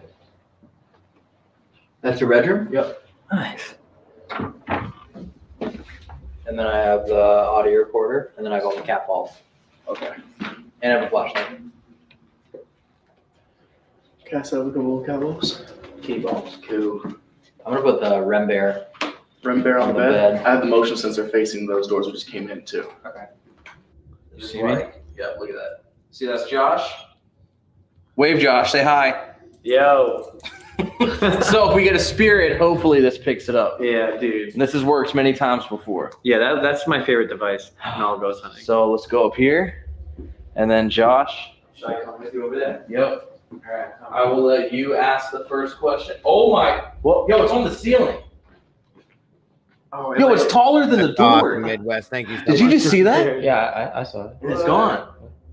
So we had an Attack on Titan giant. Four more to hit 100, folks. That's Bro, awesome. no, it literally was like waving, like come through the door, and that was taller than the door. Maybe we should just go that way to start. That was actually insane. Even if this house was like brand new, it would still just be creepy to have this be your bedroom. It's too open. Yeah. But here's the thing. This is the room she died in. Oh yeah, they said she slept in a different room every She night. slept exactly That's every single night. Crazy. She slept in a different room. Right here. All right, let's do it. So you can ask any question. First, I need to say, what's my yes and no, you think? You can tell them what the yes and no is. Oh, okay. Okay, let's do this. So my yes would be to cross both, and my no would be to split both. Do you want us to go upstairs?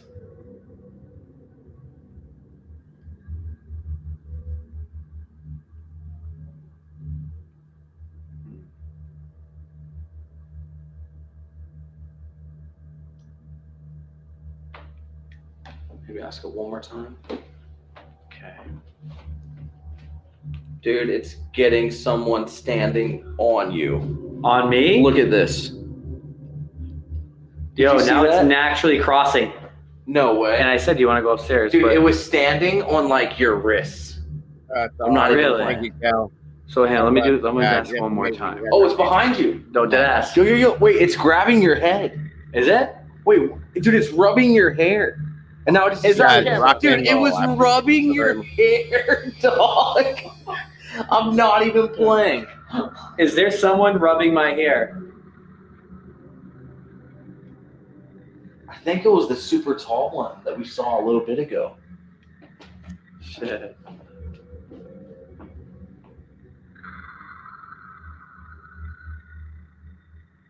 Yo, there's 3. Well, dude, it just went yes, too, on my thing. Look. Okay, wait, dude. It's like on your chest, but then there's like a baby one. Okay, I don't even think I can see it. It's crossing so much. Well, it crossed. Either way, Yo, it yo, crossed at a yes. Yo, look at this. Look at this. It's climbing up the wall. Wait, now there's another one. And it disappeared.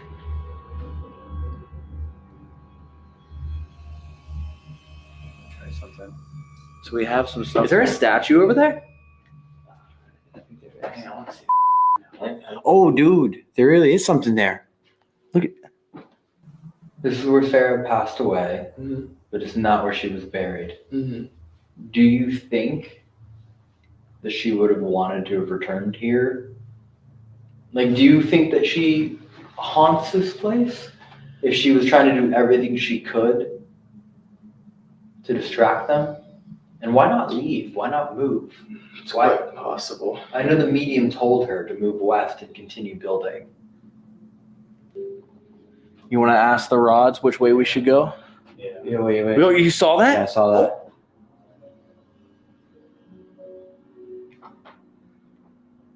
What is it doing? It's on the wall. Got some nice moves. Yo, oh. There's 2. Okay, wait, what? 3.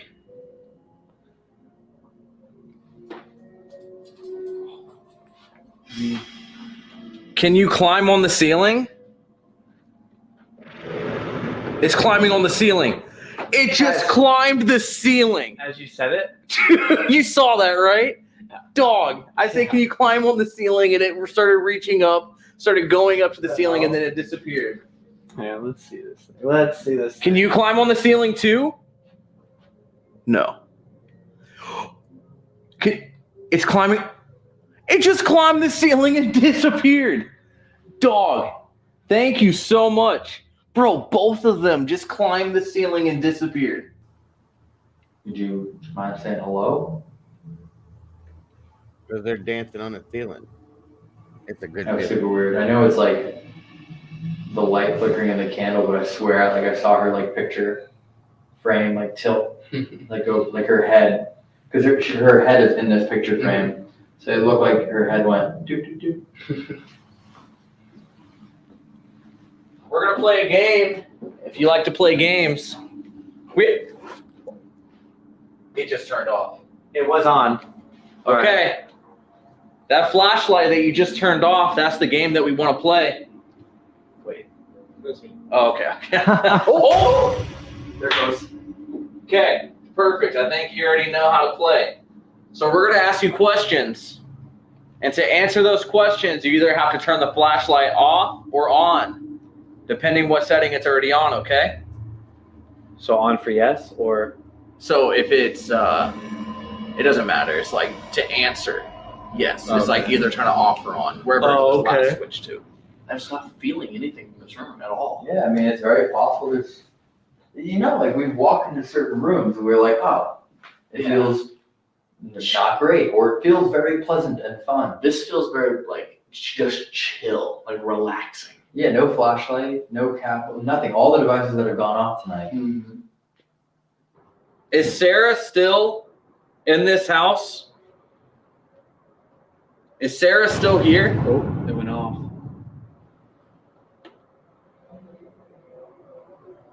Yes, yes. Okay. Okay. Okay, thank you. That's legit. All right, showing you got some power. Yeah. Okay, not messing around. Yeah. Sheesh. Something good.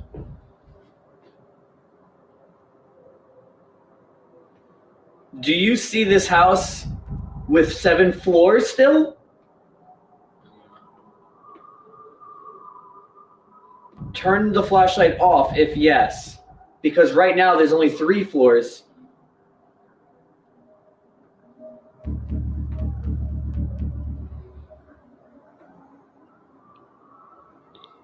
Should we wander? Yeah, let's wander. So they said the last people to be in her room at night should say goodnight, Sarah. Sure. Imagine how terrifying that would be to be closing up here by yourself. You're just by yourself in this entire building and being like, good night, No, Sarah. don't wander. No.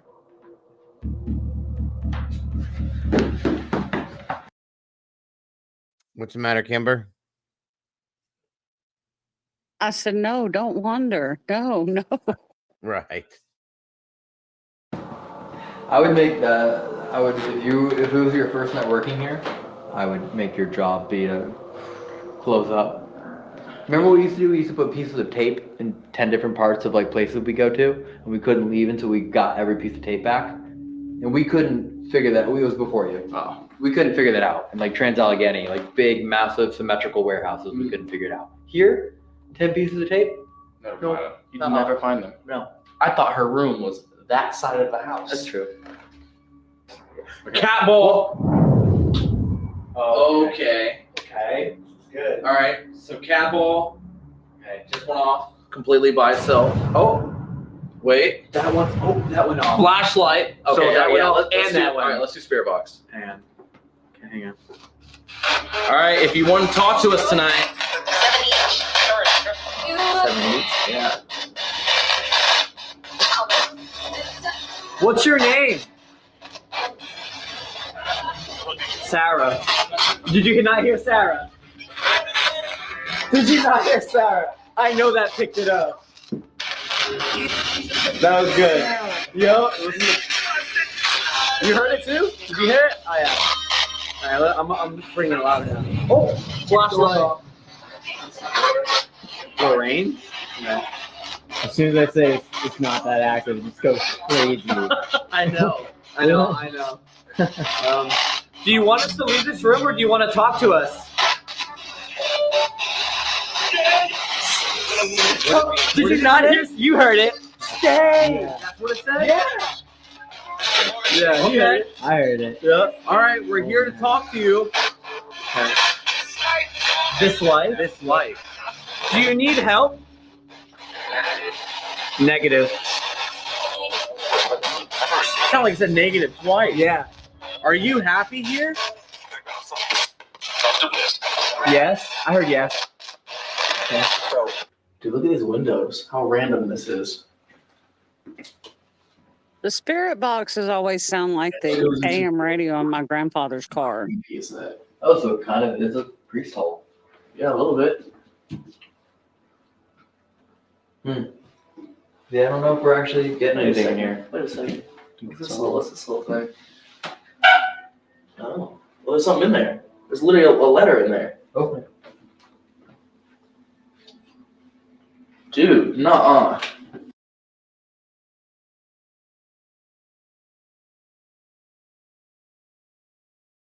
What kind of handwritten letter?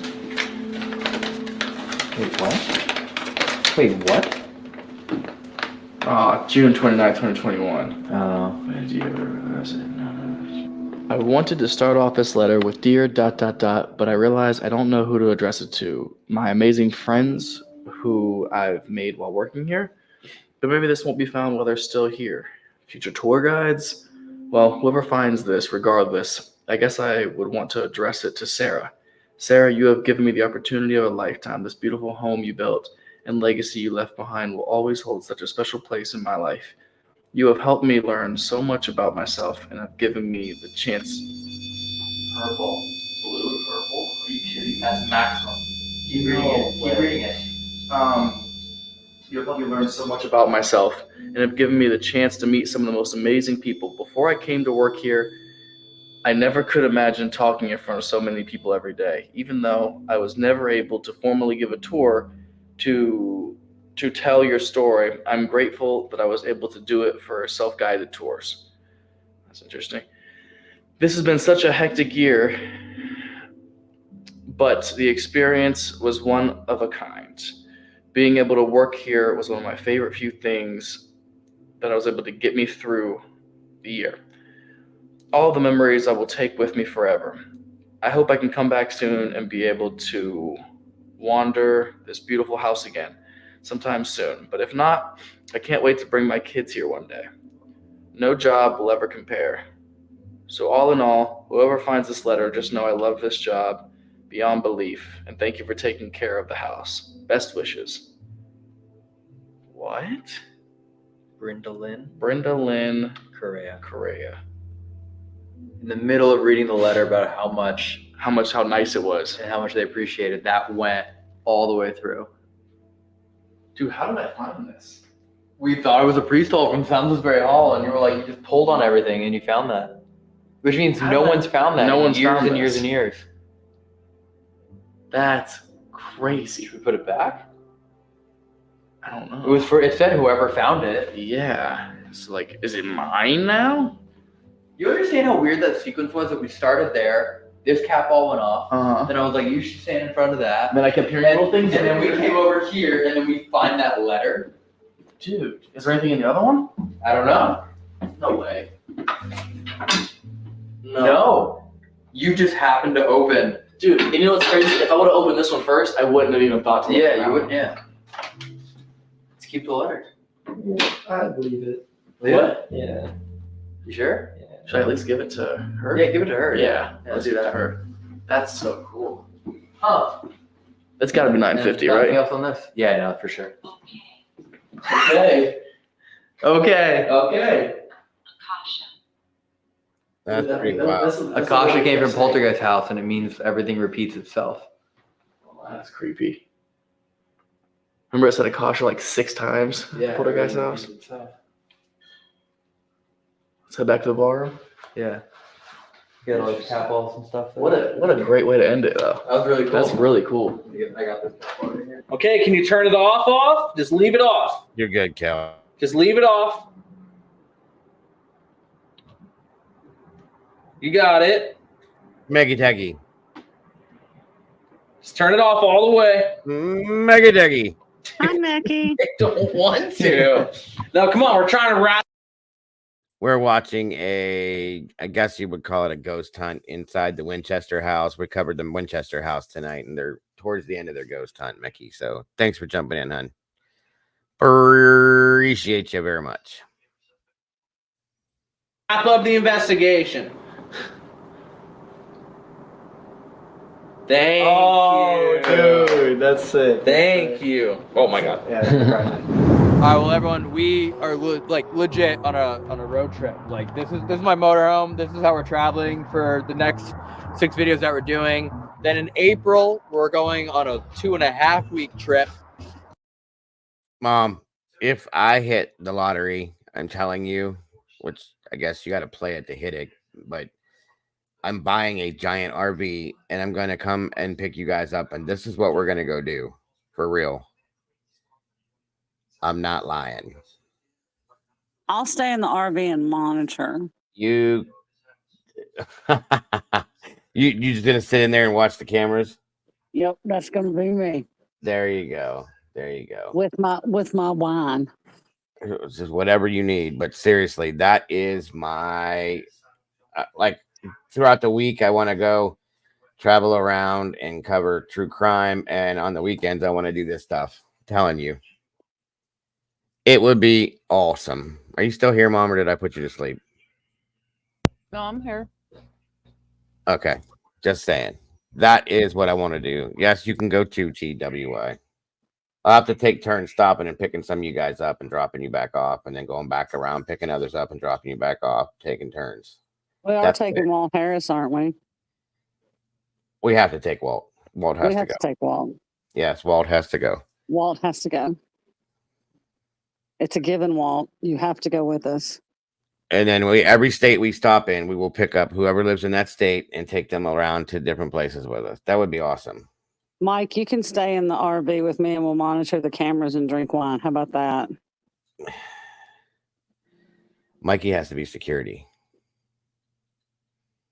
He can be my security, monitoring the cameras in the van There you go. and the RV while we're drinking wine. Welcome. What is true? Good to see you tonight. And Meggy Do we get Decky. to stay in the van with Mikey? What? Oh, Jesus, really?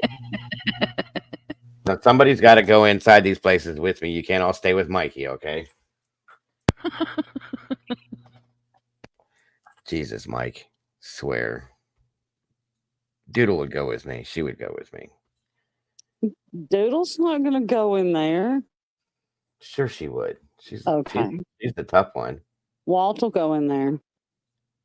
Yeah, Walt will just go in and say, "Hey, Ghost, Walt Harris here." Walt Harris here. Where is Walt Harris' shirt? Right. Right. TWY said, I will go. I will go. Mom will go. Mom would go. Yes, she would. She would go. And Doodle would go too. Doodle will go.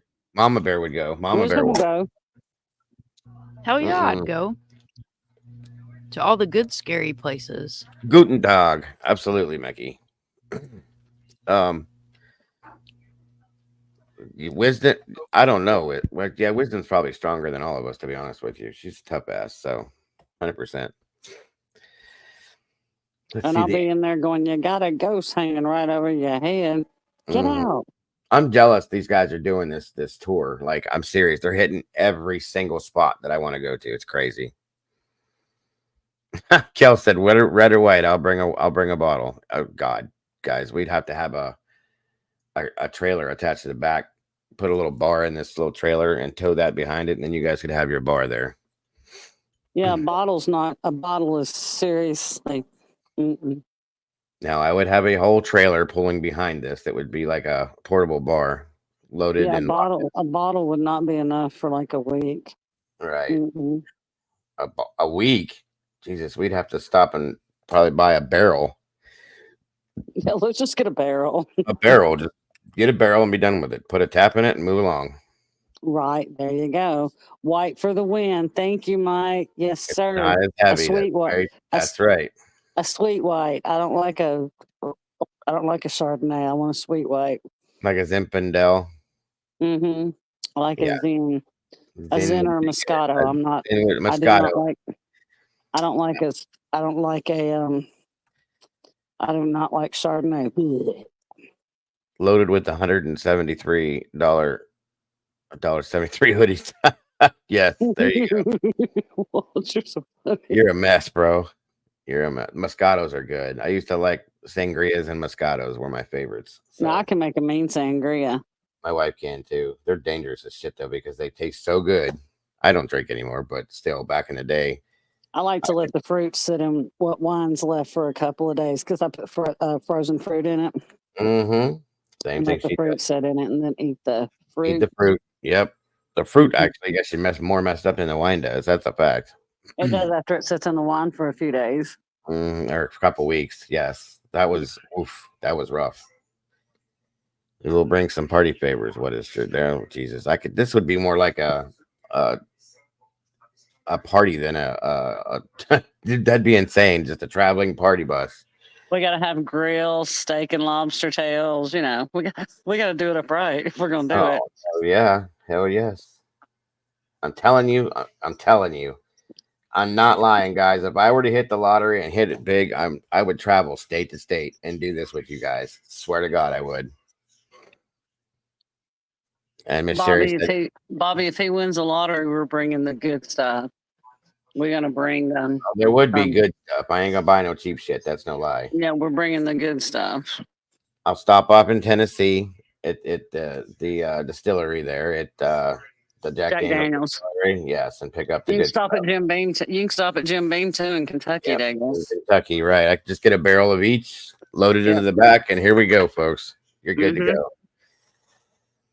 Absolutely, apple pie moonshine. Oh God, don't even get me started on that stuff. That stuff hurts so bad. The next day. They got a white bourbon here. I got it from one of my friends for his birthday one time, and he said it was really smooth. I never heard of that white bourbon. That's it. Yeah, he said it was the smoothest bourbon he'd ever had.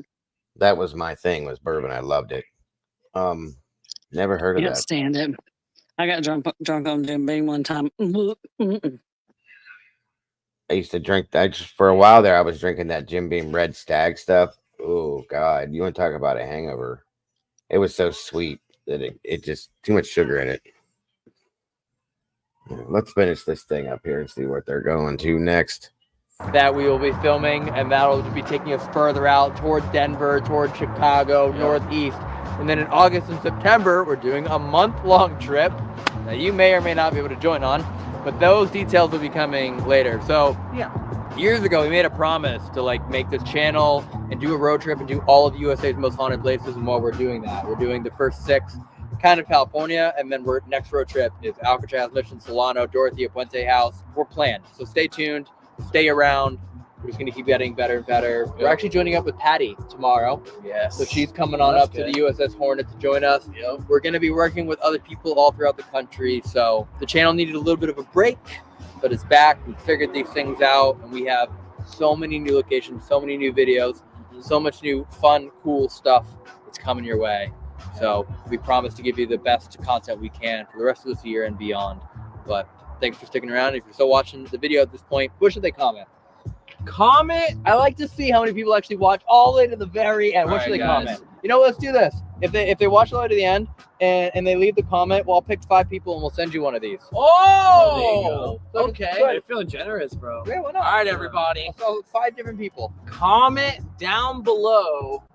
I don't care what time it is. That's my apple, Dad. Exclamation point, exclamation point. Oh, that's You have to be precise. 2 of them. Yeah. Leave that comment. 5 people are gonna get one of these. We're gonna mail it to you. Cool. This is gonna be interesting. Let's hit the road. Let's hit the road, Jack. Who's sleeping in the back bed? I thought we all were. I called back. I mean, that was easy. Yeah, Waiting sure, for we're all you good. guys. Oh, yeah, On the back there we bed. go. Awesome. There's so much good storage everywhere else. Because I threw the blankets away, so we can like do the.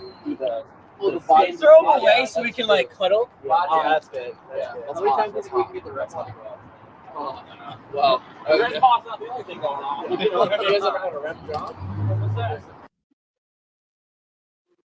All right, so that was their version of the Winchester House overnight. Yeah. We have to have Cheez-Its too, because Cheez-Its go excellent with wine. They're the perfect snack with wine.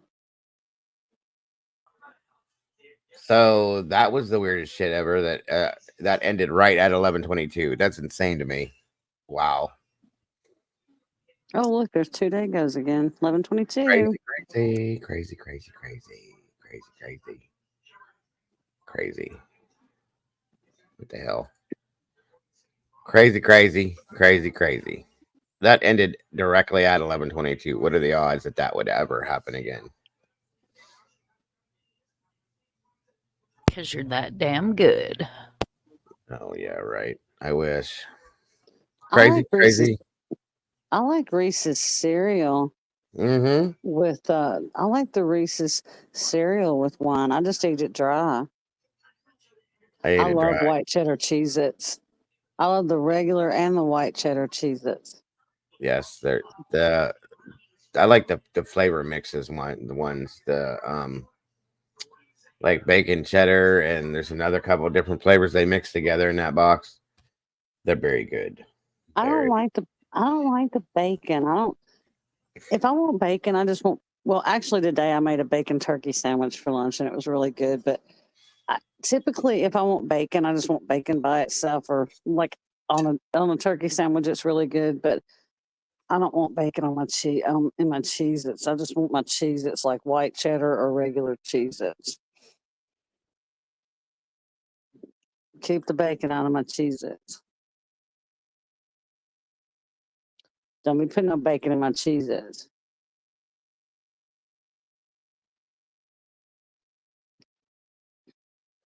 So be it.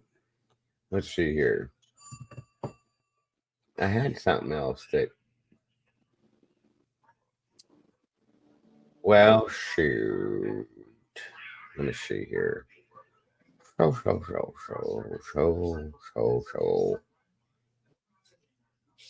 No, I think that is the Swiss cheeses aren't bad either, Walt. I like those too. Oh, Doodle, that turkey bacon sandwich I had for lunch, let me tell you. Turkey Club. It was so good. That's one of my favorite sandwiches. See, me and Mike could be cooking on the Blackstone while y'all are in there hunting ghosts. Don't know. Hunting ghosts. We could be cooking on the Blackstone, drinking wine, cooking. Let me see something here.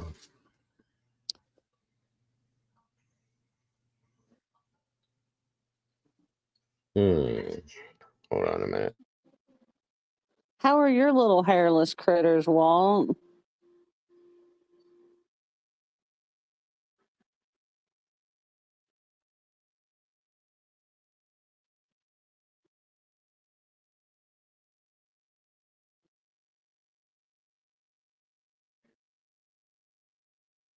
No, it wasn't turkey bacon. The bacon was real, Mike. I had the sandwich. I put turkey and then I cooked real bacon.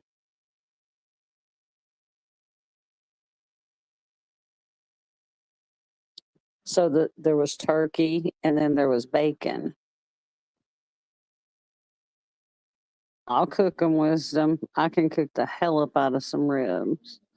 Oh, Yeah, Walt, so can send I. a picture in Discord. I want to see them. Tacos. That's cute. I can cook some turkey bacon though and make it crisp. It's not bad if turkey bacon is turkey bacon is not It bad has if to it's be cooked crisp. all the way through, right? Yeah. I don't like I don't like bacon if it's stringy. It has to be crunchy. Post some pictures in Discord, Walt. I'd love to see them as tacos. We didn't hand out candy this year. I just wasn't in the mood. I So get it. we had nobody came to the. I mean, it rained here, so not many came to the door. But we had all the lights off, so it was. I guess that's where y'all got confused, because I did say turkey. I meant turkey and bacon. No, I know what you meant. Distinguish. I called it a turkey club sandwich. But the ones that did come to the door, they were teenagers without any parental supervision, so they knocked on the door and. But we always went by the rule when we were trick or treating when we were old enough to go by ourselves that if the lights went on, you didn't go to that house. We had our blinds drawn and no lights on, but they still came to the door. So people had a fit. Some people don't teach their kids. You know that. Yes, I know. So, since we got just a little more time, let's check some of these out. I think these are cool. I have these saved in my playlist. I love these. You know those spirit boxes though? They sound like my grandfather's AM radio when it needed to be tuned. They are. That's and trust me, my grandfather could not hear, and he never tuned that thing. That's basically what they are. Yeah. And when he would turn his indicator on, his blinker on, you could hear the blinker in the static from the blinker in the radio.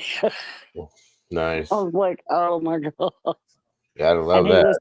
He listened to big bands and beautiful ballads.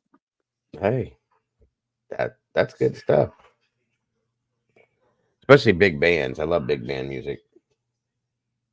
And he had a pile of ashes as big as Mount St. Helens over there on the side of his, on the floor by his. Because he never hit the ashtray. Well, no, it was on the side by the window. But he had palsy, so he shook real bad.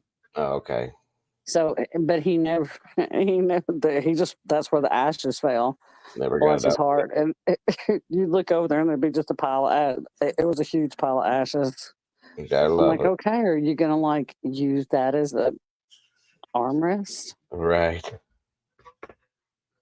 That's awesome. Where'd Kel go? Oh, you're doing that. Okay, I see it. Got it. Sorry, I'm slow sometimes. Anyway, let's check out some of these things here real quick. I love these. What is that?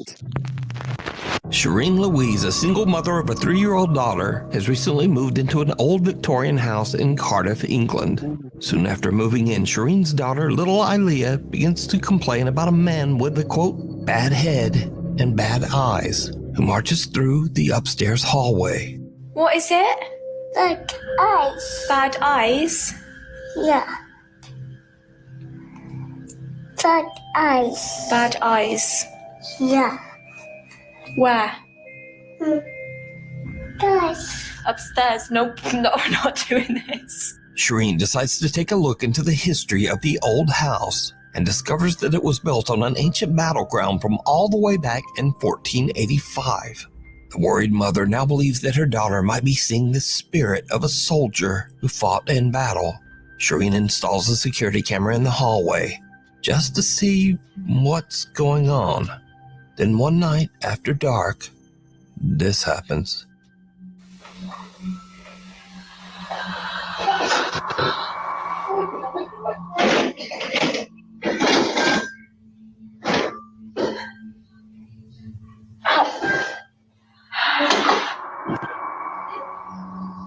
Yeah, come on now, I'm gonna help. Mom, Dad. What is it? Dad. What? Dad. Scared of what? Who is it? No. Is someone there? Yeah, Dad. Dad. Eyes. 2 eyes. Dad. 2 eyes. Dad. Dad. Hi. Hi. Hey. Hell no. Hiya. Is he doing anything? What's he doing? Right, see you later, Mr. Soldier Man.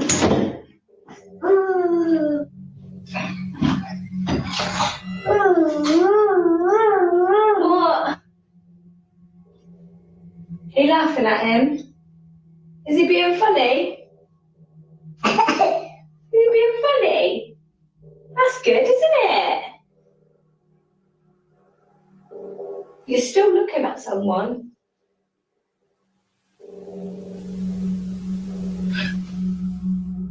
Oh my god, she's...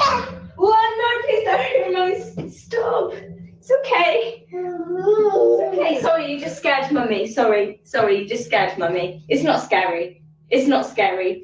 He's a funny friend, isn't he? He's a funny friend. Yeah. Yeah. 2 eerie breaths can be heard loud enough that they are picked up by the hallway security camera.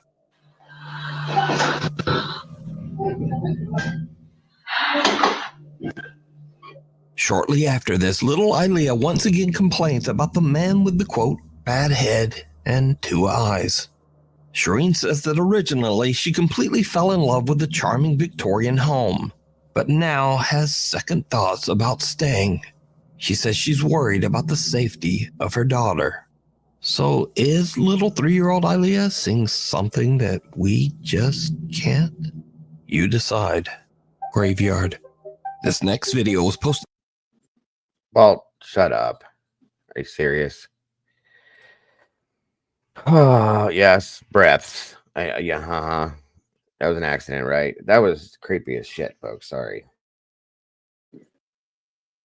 Well, you can't hoax when a child does that. Sorry, but no. Other people, yes, but not a child. That's crazy to me. No, because they say children can see things that we cannot. Children and aminals, yes. Aminals. I told you about Evie the other night. She heard it at the same time I did. I told you guys before about my dog seeing and staring at things, and my grandkids looking at things, and I'm like, stop doing it. And that was just the cat noise. So you know. What else is she gonna see? Shut up, Dago. Just saying. That would be awesome, Aqua. If you would ever want to join us, I would love to hear that story. Honestly. To the internet by an account that is devoted to sharing videos of large boats and seafaring vessels. In one video, we see a graveyard of old cruise ships that have been run aground and left abandoned on a beach somewhere in Turkey. But there's something else. Something that a sharp-eyed Nukes Top 5 viewer spotted in the video. Watch closely.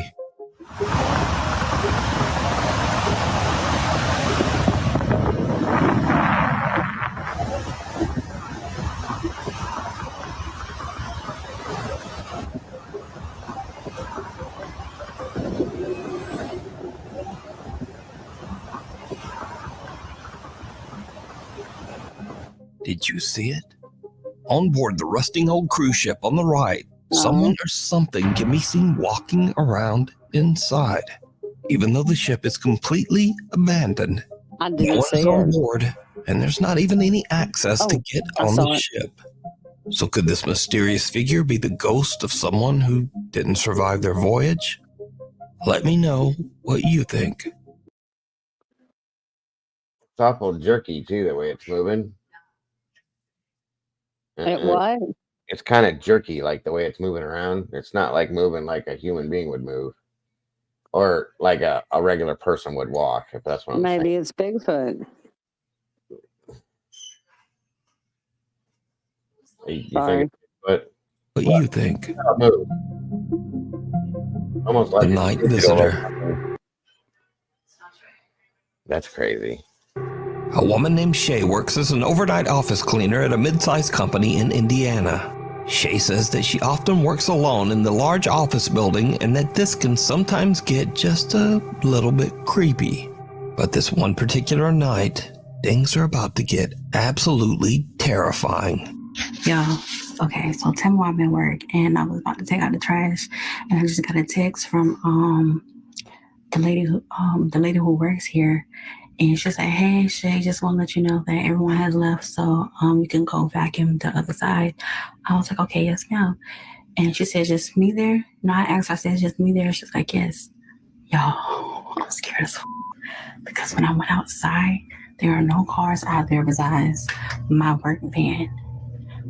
And I'm so scared. So tell me why, if I'm the only one here, who the f*** is this? Like, who the f*** is that? Like, y'all, I'm not tripping. That's somebody in that f***ing room and they just sitting there. Who the f*** is that? Like, they just sitting there. Bro, I'm about to f***ing go because I'm like, how the f***? And I just call her. I said, "Hey, you sure I'm the only one here?" She's like, "Yeah, look at the cameras. You're the only one there. I'm seeing about the cars there." And I said, "Someone is in one of the booths." And she was like, "In the booths?" I was like, "Yeah, someone is in one of the booths." What the f? Y'all, ain't no lock on this f***ing door.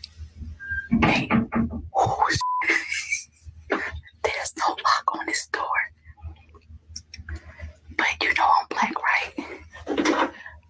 And I don't play that shit.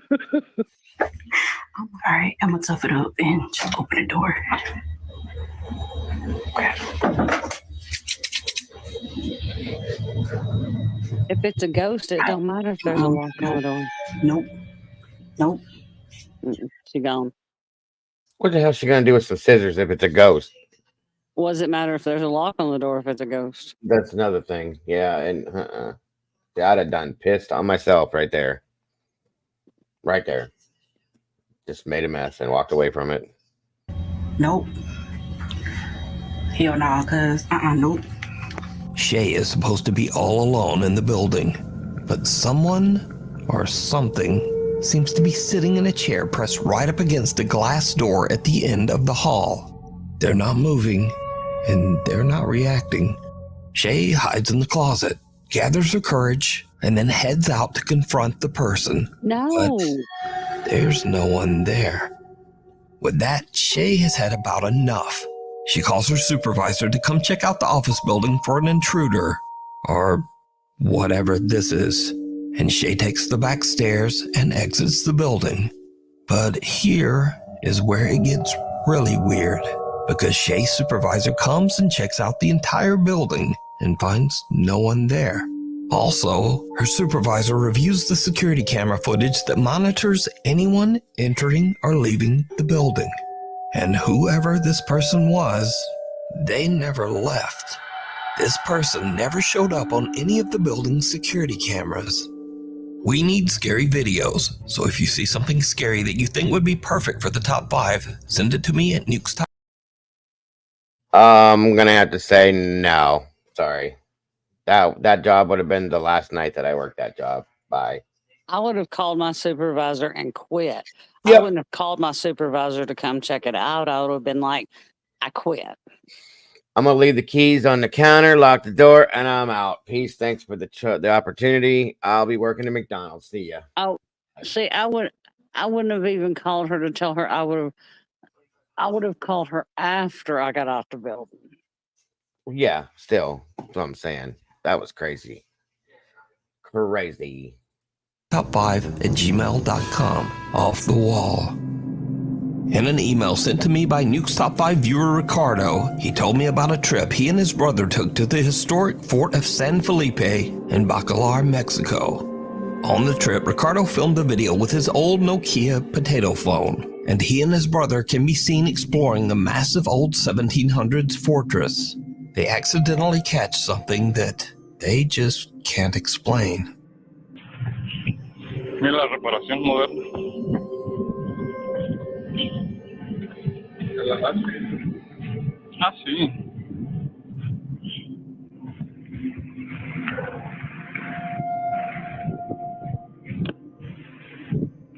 Espérate, pensaste o no. Espérate, nomás déjame grabar. Did you see it? In a dangerous section of the historic fortress that's closed off to tourists, a strange brown figure can be seen on the grass and seemingly climbing or floating right over the wall. Now, I've carefully inspected this clip. I've slowed it down and I've even sharpened and enhanced the potato quality as much as I could, but I still have no idea what this is. So, I leave it up to you. The Royal. It looks like it could have been an animal when it hit that wall. AI. But the question is, could it be AI? Yeah, it could be. See, Very- that's the only thing anymore. With AI, I hate AI. I mean, not all of it. It depends on what year this was done in. But if they're using an old phone, like a Nokia phone, they could have taken that footage and turned it into something new, like redid it. You know what I mean? Yeah, that's why I don't like AI. Mm-hmm. Thank you, Dago. We're busy with burned husband trial, Melly. Oh, well, okay. Well, that's the right now, or are you talking about earlier? Must be earlier because it's not open right now. But if you're watching that, I understand. It's fine. No worries. Arcade. Nuke's Top 5 viewer and paranormal investigator Emma from the YouTube channel To Investigate UK reached out to us about a creepy video they captured while investigating the Royal Arcade in Keighley, West Yorkshire, England. The Royal Arcade is an historic underground shopping center built in 1901. The upper floors of the Royal Arcade were eventually renovated. However, the dingy old underground stores and rooms were left untouched. These buildings, with their dark history, still look almost exactly the same as they did in the early 1900s. Emma says that she and her group were doing a spirit box session in what was once the shop of a horse saddler. In this area, the spirit of a grumpy old man named Billy is said to wander around. What happens next is truly creepy. Make that bang again. So. Please stop. Why do you want us to stop?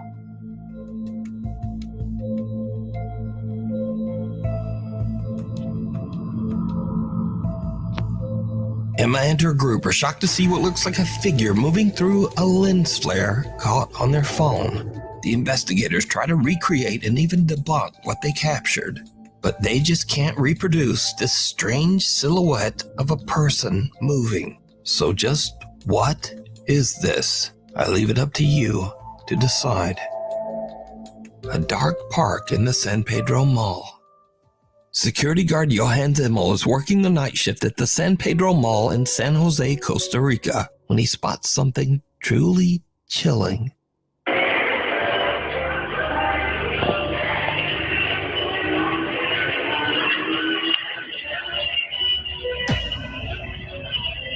Gerardo, fíjate detrás tuyo.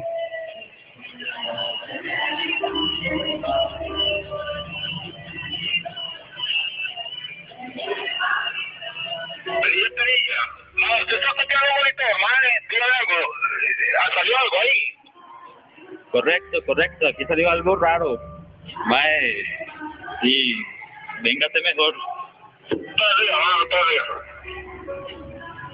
A security camera pointed at the mall's parking structure captures the moment a dark, shifty silhouette of a person can be seen approaching an unsuspecting man. The man turns around as if he hears or feels something, but no one's there. And the weird figure seems to have just disappeared into thin air. After the security footage was released online, many former employees of the mall came forward to share their own personal paranormal experiences from their days working there. Many of these former workers claim that the mall is haunted after someone passed away on the 4th floor of the parking structure. Lights out. One afternoon, Rachel Navarro was home alone in her New York City apartment. Due to maintenance issues, the power in her building has temporarily been shut off. And this is when things just start to get really weird. Okay, hi. Sorry, I'm just watching something, but literally, hold on. There's no electricity in our place right now, okay? Turned it off, but I swear, shite. Okay, this door, Jesus, has been doing this literally all day. And look, the shite. Oh my god. Wait, looking around. Hello? Hold on. I'm going out there.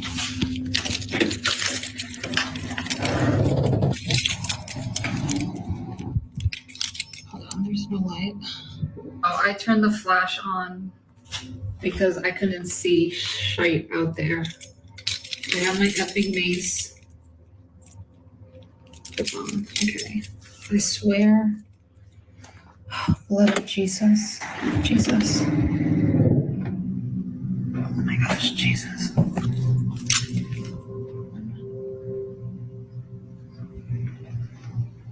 Okay, this door always moves because of the wind. I'm not really worried about that.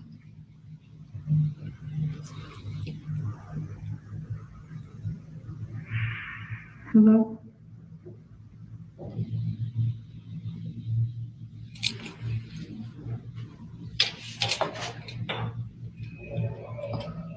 It's just like mad dark if I don't.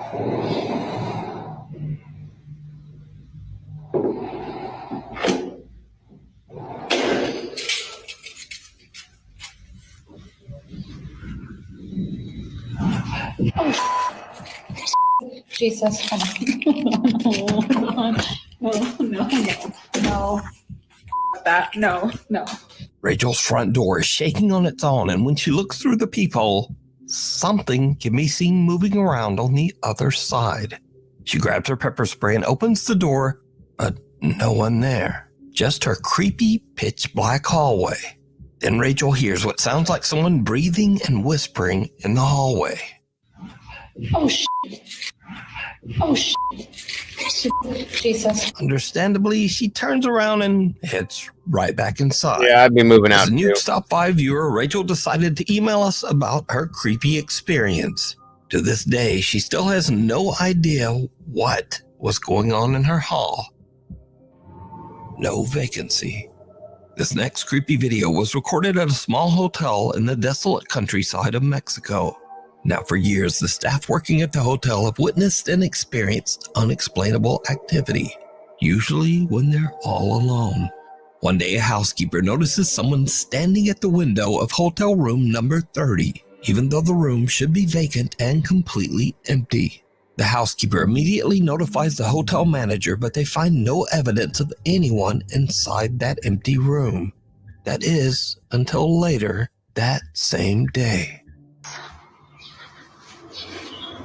Aquí más cerquita.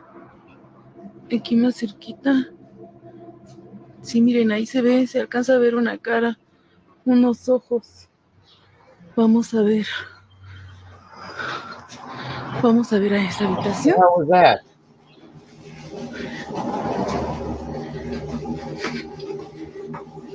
Vamos subiendo las escaleras porque desde ahí es donde estábamos viendo que se veía. Aquí ya no se ve nada, a lo mejor por el reflejo de la luz. Y vamos a ver en la habitación. Aquí está la cama, porque esta es una habitación pequeña. Aquí pues no se ve nada. Y aquí está la tele, donde estábamos, donde se supone que se veía, pero no se ve nada. No entiendo por qué está ahí. As the manager approaches the hotel room, a pale face with hollow eyes can be seen peering down at her through the hotel window. The manager hurries upstairs and into the room, but she discovers that the face, or whatever it was, has disappeared. But then something moves, making a loud sound and sending the frightened woman rushing right out of the room. Now, the hotel staff believes that they have caught evidence that their small hotel in Mexico is haunted. But is it real, or is it all just an elaborate hoax? You decide. In a flash, there's a lightning storm just outside Amanda Knowles' house in Iowa. She looks out her front window and notices something truly bizarre. Please tell me y'all see this. Just watch. Watch straight out into that yard. Look, you see it? Look. And it happens again. Look. Look. See? Man, I'm telling you right now. Ignore my dogs. But look, man, I think it's time to move. A strange white figure can be seen standing in the grass across the street from where Amanda lives. But whoever or whatever this is, it appears and then just disappears as the storm rages on. Some viewers of Amanda's creepy video wonder if the electrical energy in the air could have somehow helped make a paranormal presence visible. But whatever this is, Amanda says she is spooked. The Old Baraboo Inn. Paranormal investigator Ian from the YouTube channel Midwest Ghost Hunter sets out to investigate the allegedly haunted Old Baraboo Inn located in the scenic city of Baraboo, Wisconsin. The inn was built in 1864 and functioned as a tavern and a brothel. Over the years, the seedy inn became a regular hangout for many underworld figures like Al Capone and other notorious gangland criminals. Over the years, it is said that many people fell victim to the inn's sinister clientele, and many men and even women have lost their lives here. Today, the Old Baraboo Inn is said to be extremely haunted, especially in the basement, where it is said that many men were chained to a pole and executed by the mob. That pole still stands today, a remnant of the building's horrific past. So, investigator Ian decides to spend a night at the inn, planning to investigate all the paranormal claims. It's still early into the night, and Ian is exploring the Baraboo Inn's bar area when things start to get a little spooky. Are there any spirits hanging out at this bar tonight? I heard this place is supposed to be really haunted. Could you show me what they're talking about? The stories of strange things happening? I'd like to see it for myself. Is there anybody here that could do that for me? Oh. That sound came from over there. That scared me. Hello? If that was you, could you make that sound again?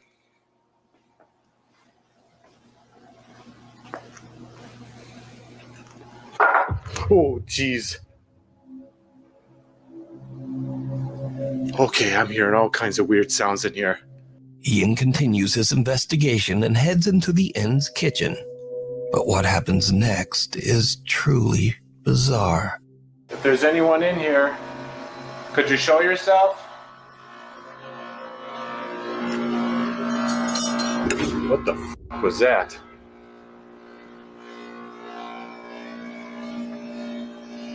Hello?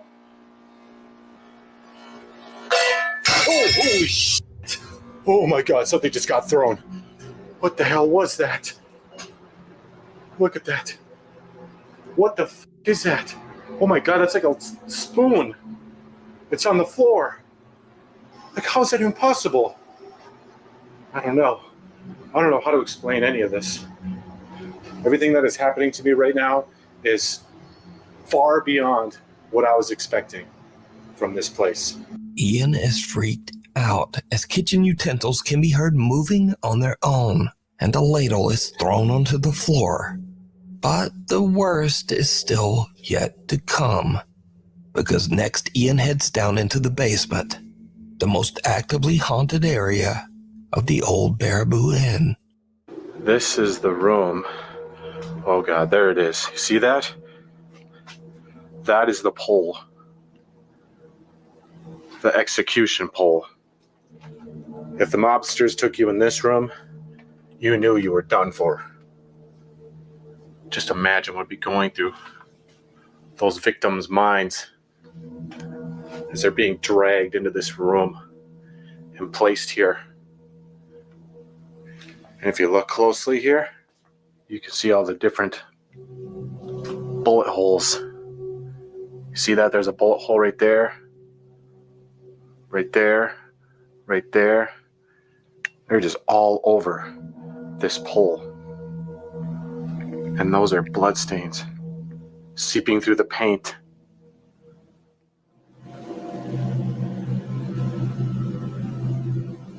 It's super tense in here.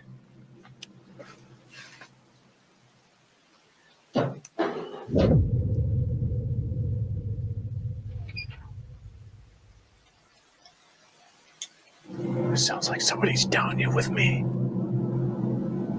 Who's out there?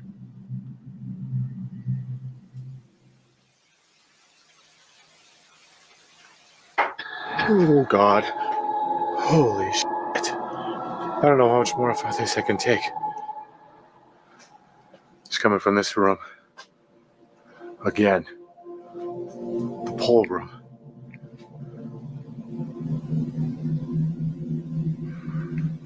I can hear you over there. I know you're down here.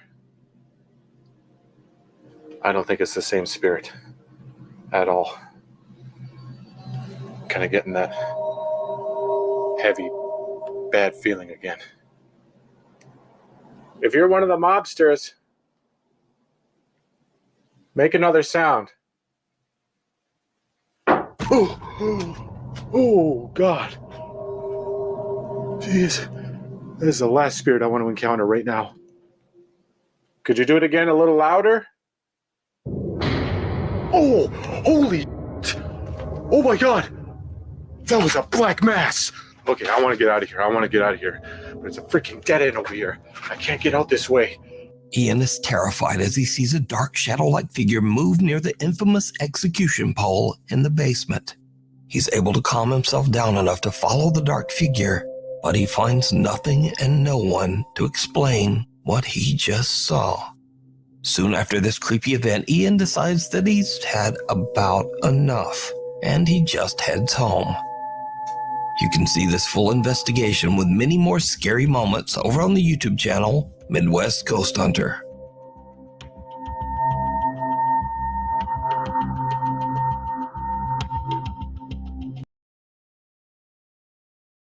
All right, now that I've provided nightmares for everybody, good.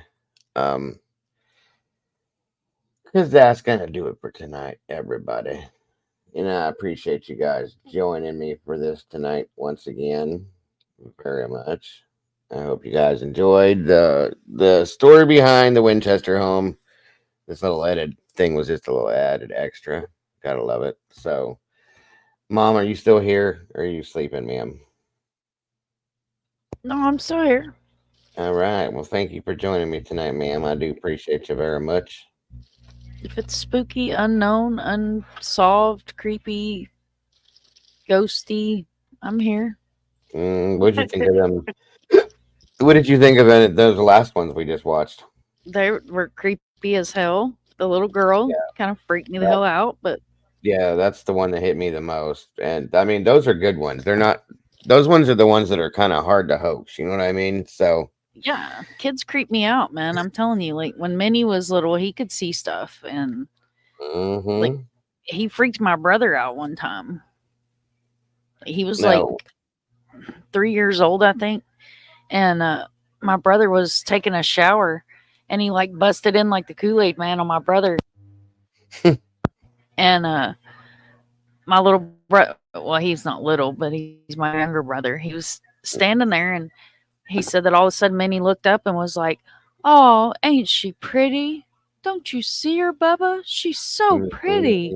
And he Nope. was staring at the shower wall.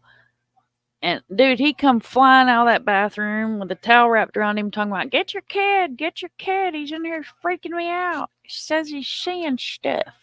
Mm-hmm. I was changing Caden's diaper one time in his crib when he was probably just like maybe like 2 months old. And he was laying on his back. I was changing him. I was watching him, and he was staring at the ceiling, going like this.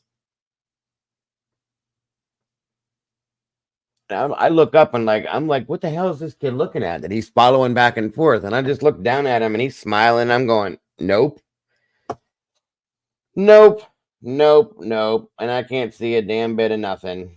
Yeah, I knew right then and there that Because they haven't lost their innocence. exactly When they're little like that, they haven't lost their Yep. innocence, so they can Yep. they can feel the energy and see things that we can't. Because I mean, whether you believe or not, that's what we're made of. We're made of water and energy, and that's about it. You got a couple That's other it. spices in there, but mainly That's water why. and energy. That's why people that do understand what energy is all about understand this type of stuff so much easier. Very much so. So yes, it's quite interesting. So good stuff. Good stuff. Good stuff. Yeah, Very good absolutely, stuff. Kel. Very good stuff. And thank you too, Miss Kimber, for joining us tonight. I I appreciate it. enjoyed it. Absolutely wonderful. It's wonderful to have you back up here with us. Enjoyed being up here. Always, always. And I'm glad to hear Dawn's doing good. Again, my condolences because of your loss. I'm Thank glad you things very are getting much. better. And I hope to see you again soon. Very much so. You'll see me again soon. Wonderful. Everybody in the chat, thank you guys for joining us tonight as well. Appreciate you guys very much for joining us for Paranormal, Creepy, and Unexplained Friday nights. And again, yes, Walt, thank you. Rest in peace, Gracie. Absolutely. Again, I hope everybody in here enjoyed it as well. I enjoy the story behind the Winchester house and Miss Sarah's story as well. I think she was an amazing person. Just hearing that part of it was just enough for me. But like I said, we got some good stuff coming up for Friday nights. We're going to be covering the Queen Mary, Alcatraz, and quite a few others, guys, because I really love the haunting stuff. It's one of my favorite versions of paranormal. So stay tuned for that stuff and so much other stuff we have too for the paranormal stuff. And of course, our normal tune in tomorrow morning for the morning show with me and Doodle and Arctic typically. Every now and then Mama Bear gets a break from life and gets to join us too. I look forward to seeing you guys there. Share it out. And please, guys, tonight before you leave, if you haven't, hit the like button and share this out if you can. Other than that, folks, please don't forget to love yourselves, love each other, and don't change a thing. You guys are absolutely amazing. And I promise you, I will see you all very soon. Thanks again, everybody. Everybody have a good night. Good night. Good night, y'all. Bye-bye. Thanks, Walt. Bye, guys.